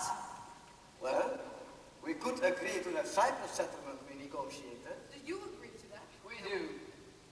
Done! Now, what about Middle East? That settlement was fine by us. We thought it was great. Done! Now, what about the Environmental Security Council? Do it! It's absolutely necessary. And you all agree to abide by its decisions? Yes! Done! Now, atomic tax to end poverty in our world. Yes! Do it now! Done! Kashmir, did you have draft an agreement? We did, and we completely agree on it. But we do ask for international guarantees. Yeah, can we agree to that? Yes! Please answer the question of the rapid deployment force. Do we want the UN to be able to enforce peace where anyone uses war to advance their cause? Let's take Western Sahara and East Timor together. The draft agreement for a referendum is almost identical in both cases, but both require international support. There's consensus here, is there not? What is going on here? We thought we'd speed things up a little bit by doing what we know you want to do right now. And what have you done so far? Well, Cyprus, the Middle East. The Environmental Security Council, the Tobin tax. Kashmir, East Timor, Western Sahara. This is outrageous. You all agree on those things? Yes. And we know you have community determined not to agree to any of those things. So we thought we would sort them out now. It'd save you and us a lot of time. Because if you do not sort them out at this meeting, we will have to do it when you are dead and we are in your shoes. Why wait?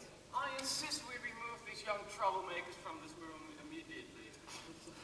Let's look at what they've done for a moment.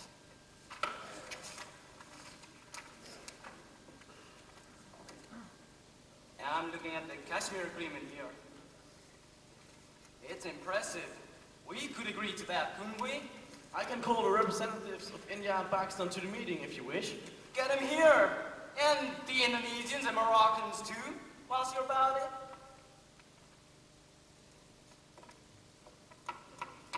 Maybe also the Greeks and the Turks. We are here, and we appreciate very much what the young people have agreed. It seems to us a moderate agreement, but we would just like some greater clarification on this part.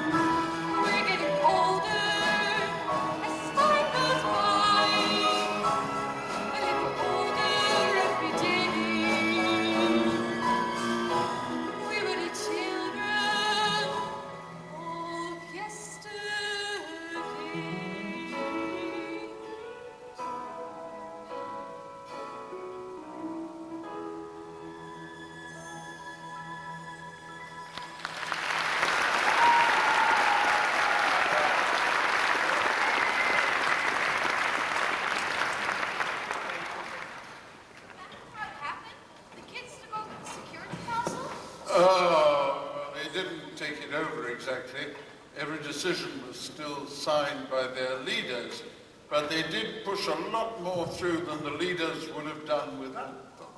What happened then? Well, once all the elements of the Hague Peace Appeal were agreed at that millennial meeting of world leaders, there was not much left to do. The governments that made the courageous gift of the new century were extremely popular for many years. Of the 150 democratically elected governments that signed that agreement, 148 were re-elected by their people at the next election. It's amazing what can happen when governments do what people want instead of what they feel they ought to do. What happened to Sveldo and Saskia? They grew up, went to university, worked for the United Nations, as I remember. Did they get married? Yes, but not to each other. Their grandchildren would be about your age now. And they and you must think about what you will do with your lives to continue the great work of global improvement that their parents started. Were you involved?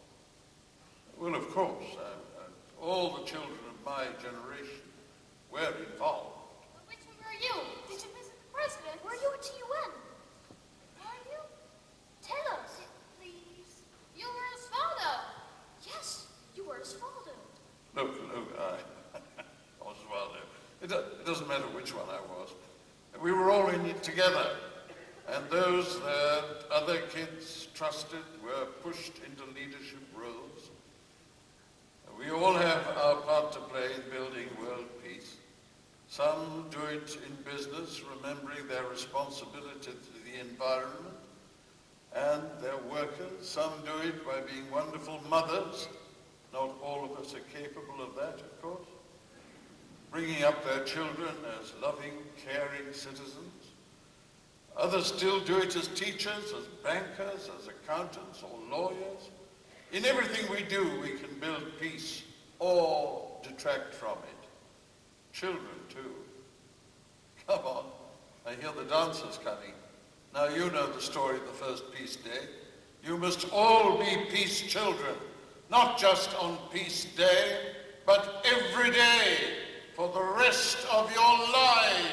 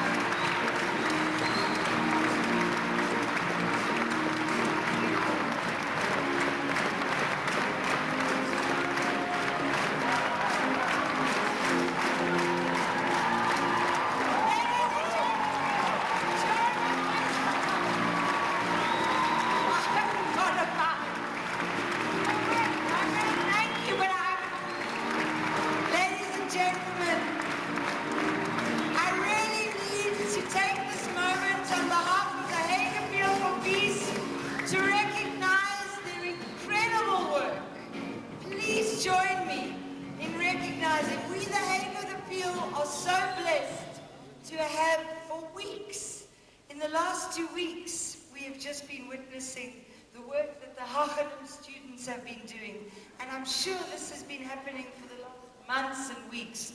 So please join me on behalf of the Hague Appeal for Peace in recognizing the incredible work that Joe Raphael and his colleague Job Westake have been doing, and all the Hague students. Thank you very much. We'd like to thank David Walker, the creator of Peace Channel.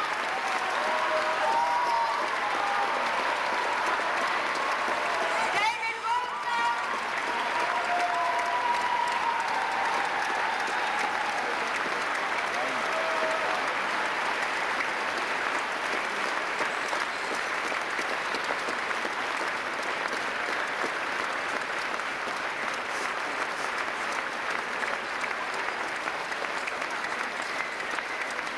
Thank you. Thank you, everyone. We've kept you here far too late tonight, so I don't want to say anything except please think about how wonderfully these children have performed for you here tonight, and think of your children back home where you come from. They could do the same for your community, and I urge you to take this script, tear it up, start all over again, and get your children empowered and on stage to tell your community how they would bring peace to the world. Please do Peace Child back home. Thank you so much for coming.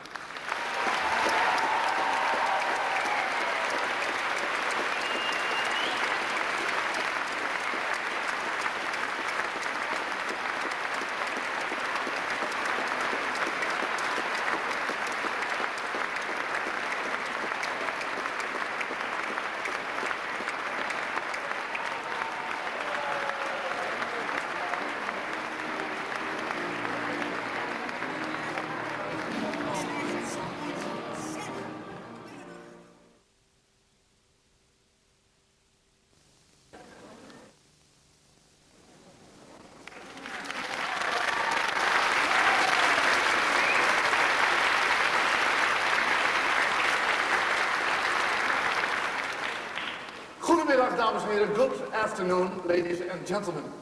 I have to explain a few things before the performance starts. Until 20 hours ago, I didn't even know that there was this performance going on this afternoon. I had my own thought. My son has his birthday today, and it's also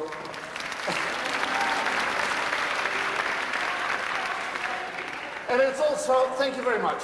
I have to be there at 6 o'clock, so please.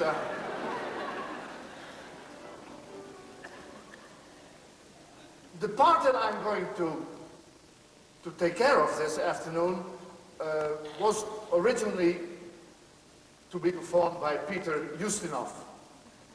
But unfortunately, he has this afternoon more important things to do than bringing peace to earth. He has to take care of his own accounts. And he went to Russia to promote his latest book.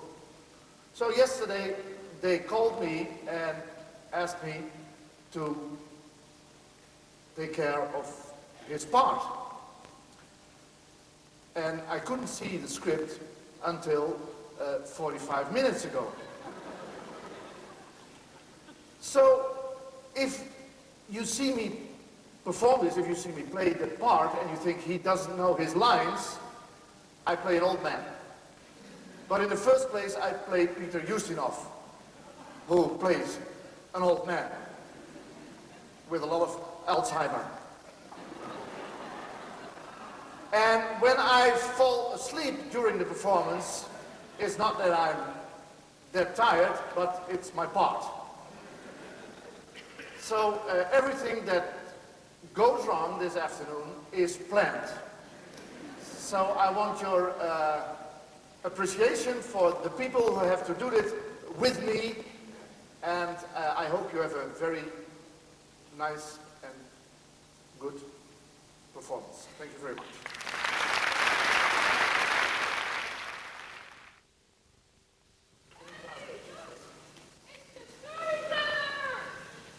Happy Peace Day, children. Happy Peace Day, storyteller.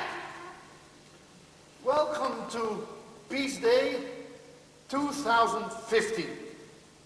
It's a very special day today because my son became 75.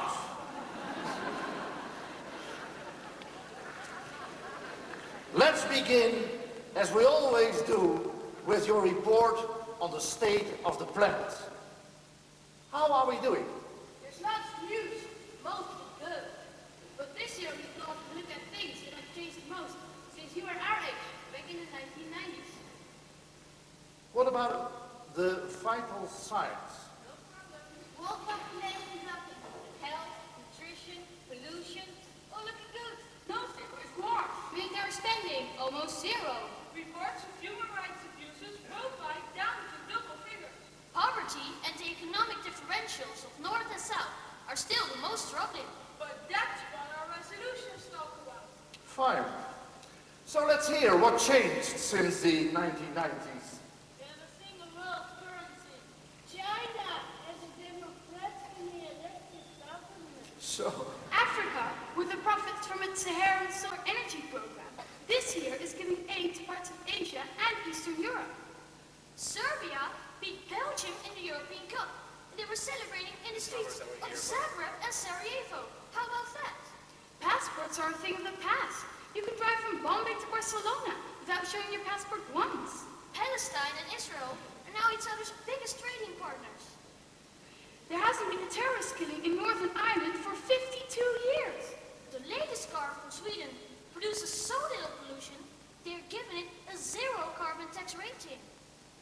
that sounds not bad, but are we any happier? Yes! Even the divorce rate has halved since you were our age. Excellent. So there's nothing left to do. We have a perfect world. No! These are the priorities agreed democratically by the children in our district. Schools in the rich countries must share 50% of their resources with schools in the poor ones. Young people should all give a minimum of 1 year in global youth service. No exceptions. Anyone, be they king, company chief, president or child, should be punished if they break the Convention on the Rights of Plants and Animals. No exceptions. Government should make the multivitamin food supplement available for children and adults everywhere. There should be a complete phasing out of all fossil fuels by the year 2100. That's it? Right. Debate! What debate? The resolution fine all day. Yes, but on the schedule, the next 2 hours before the ceremony are for debate. We've been debating them for weeks. They're fine as they are, aren't they? Someone must have a comment to make on them. Don't think so. So what are we going to do the next 2 hours? I don't know. I don't know. Hey, I know. They were about peace, weren't they? Yeah, and they've got it all done in like 2 months. Not quite as quickly as that. Surely you all know the story, the Peace Child. Sure you do. We used to perform it. Right there. How do you mean perform it? The story of Peace Day. How it started with the children at the Hague and the UN. All that stuff. Surely you know it. Everybody knows Peace Day. Why should they? We haven't done it in a few years now. I bet all the costumes and props are still in that trunk downstairs. How many of you really remember it? I know. So do I. We've got 2 hours. I know the girl part, and I know the boys. I did it 6 times. I know it. I know it. I know it too. You can't possibly do the play with all the music and everything. Yes, of course we can. Of course we can. Why don't you just let me tell the story? We thought it's more fun this way. And then we've got all the props and stuff right here. But what did we forget bits of it? We'll improvise just like we always did. I can improvise the whole show.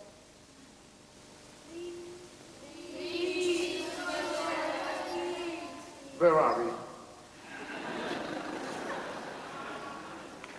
How many of you really know the boys and the girls part? I do. And does anyone remember the adult parts? I know the president's part. I know the Secretary General, Parliament's tables, and I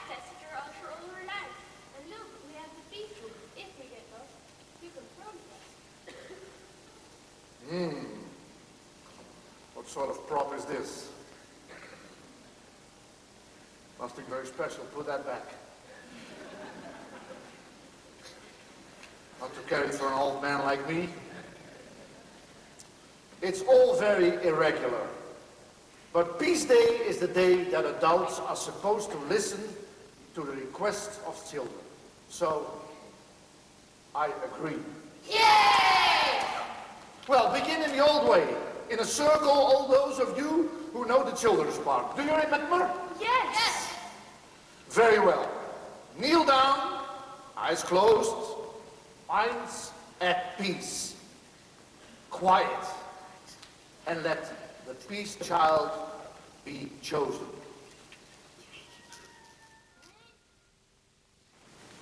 In the beginning, there was love.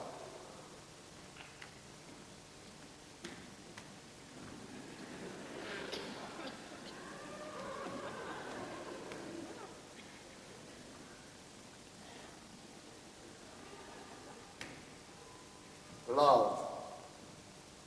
And war.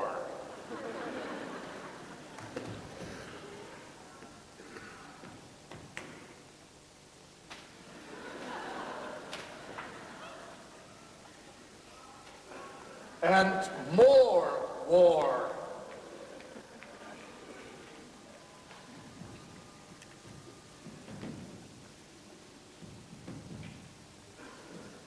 And nog more war. Soon they forgot what it was they were fighting about. War just became a way of life.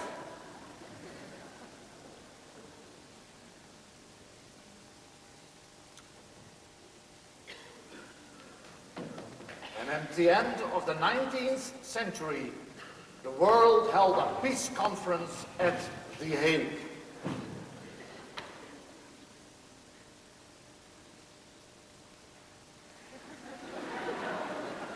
And nog more war. And at the end of the 19th century, the world held a peace conference at The Hague. Everybody came and talked enthusiastically about peace. They even set up an international court of justice to resolve disputes before they led to war. But they didn't mean it.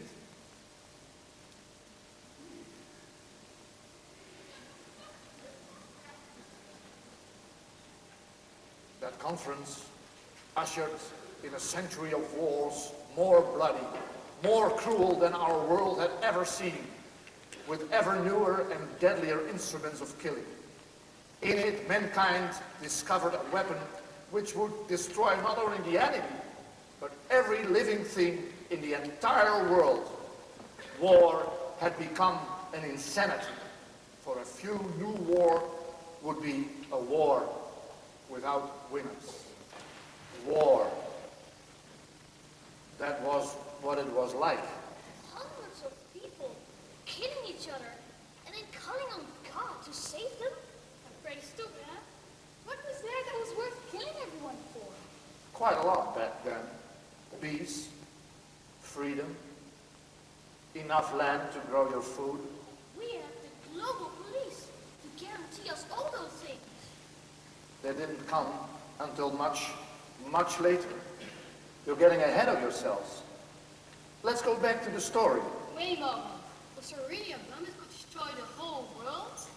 Yes. Why? I mean, it's crazy enough dying for something you want to live. But a bomb to kill everything and everyone? I mean, those guys must have been seriously brain dead. Boom! You're dead. And so am I. Now, well, that really sells things, doesn't it?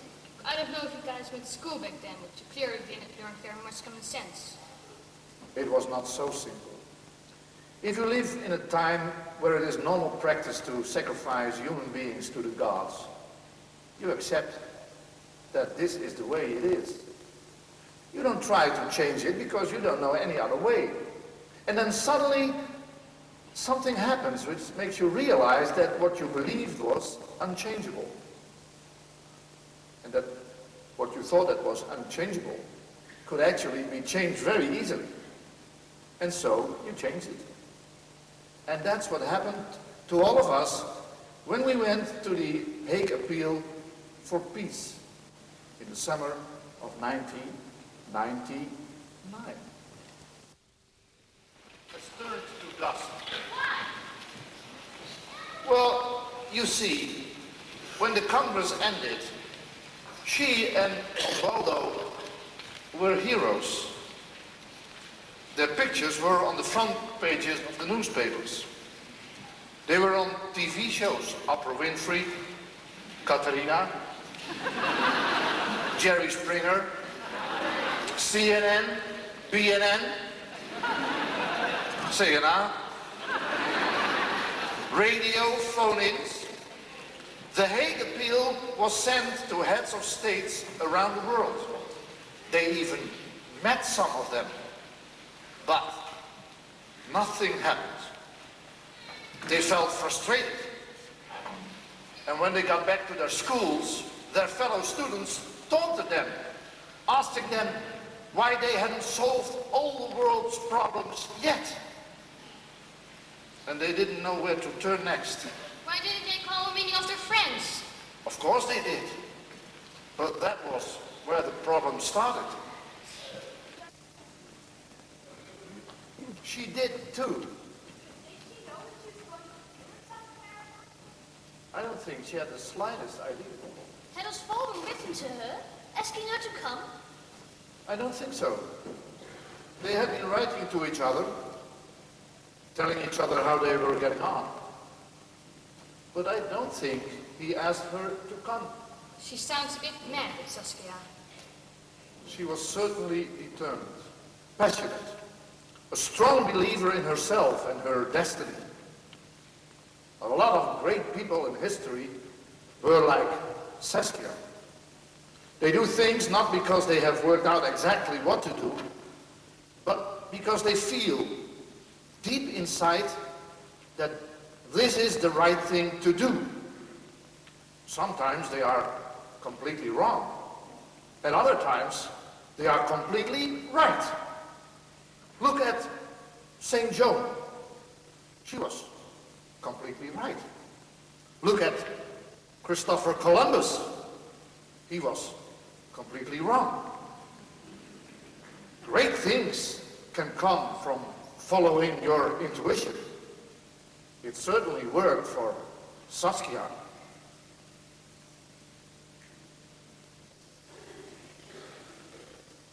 And so,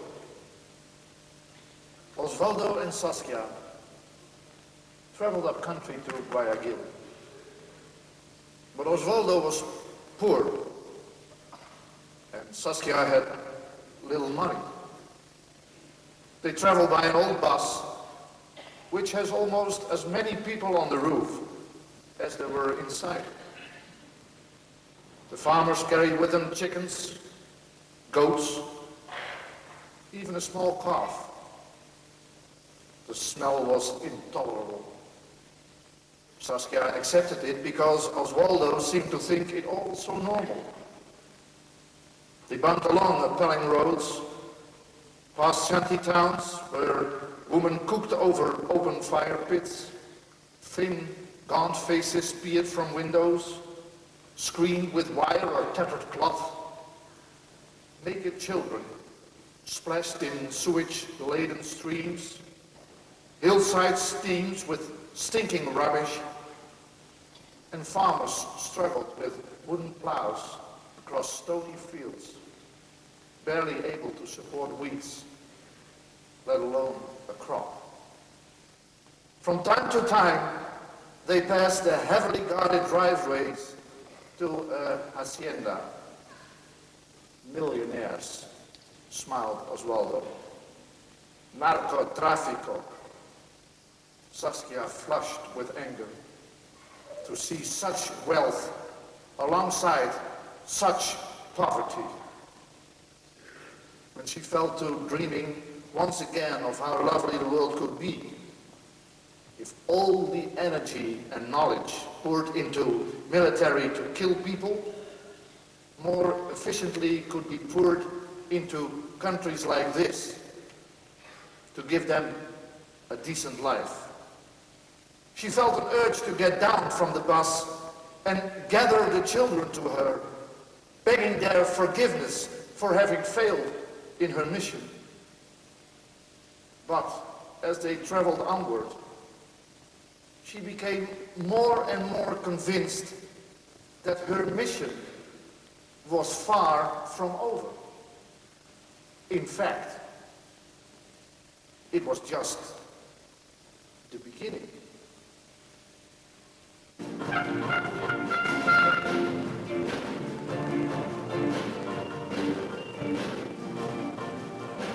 And so began the great Children's March for Peace. The children fanned out around the world, Osvaldo in Latin America and Saskia back in Europe.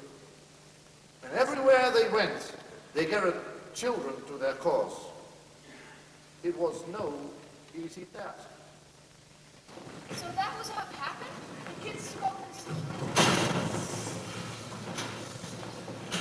They didn't take it over exactly. Every decision was signed by their leaders. But they did push a lot more through than the leaders would have ever done. What happened then? Well, once all the elements of the Hague Peace Appeal were agreed at that millennial meeting of world leaders, there wasn't much left to do. The governments that made that courageous gifts to the new century were extremely popular for many years. Of the 150 democratically elected governments that signed that agreement, 148 were re-elected by their people at the next elections. It's amazing what can happen when governments do what people want instead of what they feel they ought to. What happened to Osvaldo and Saskia? They grew up. They went to university, worked for the United Nations, as I remember. Did they get married? Yes. Yes. But not to each other. Their grandchildren would be about your age now. And they and you must think about what you will do with your lives to continue the great work of global improvement that their parents have started. Were you involved? Of course. All the children of my generation were involved. Which were you? This is the president. Were you at the UN? You were Osvaldo. Yes. Tell us. Come on. Tell us, please. Look, it doesn't matter which one I was. We were all in it together. And those that other kids trusted were pushed into leadership roles. We'll have all our parts to play in building a world of peace. Some do it in business, remembering their responsibility to the environment and their workers. Some do it by being wonderful mothers, which is, of course, impossible for me. Bringing up their children as loving, caring citizens. Others do it as teachers, as bankers, accountants, lawyers. Some do it as human beings. In everything we do, we can build peace or detract from it. Children too. Come on, I hear the dancers coming. Now you know the story of the first Peace Day. You must all be peace children, not just on Peace Day, but every day for the rest of your lives.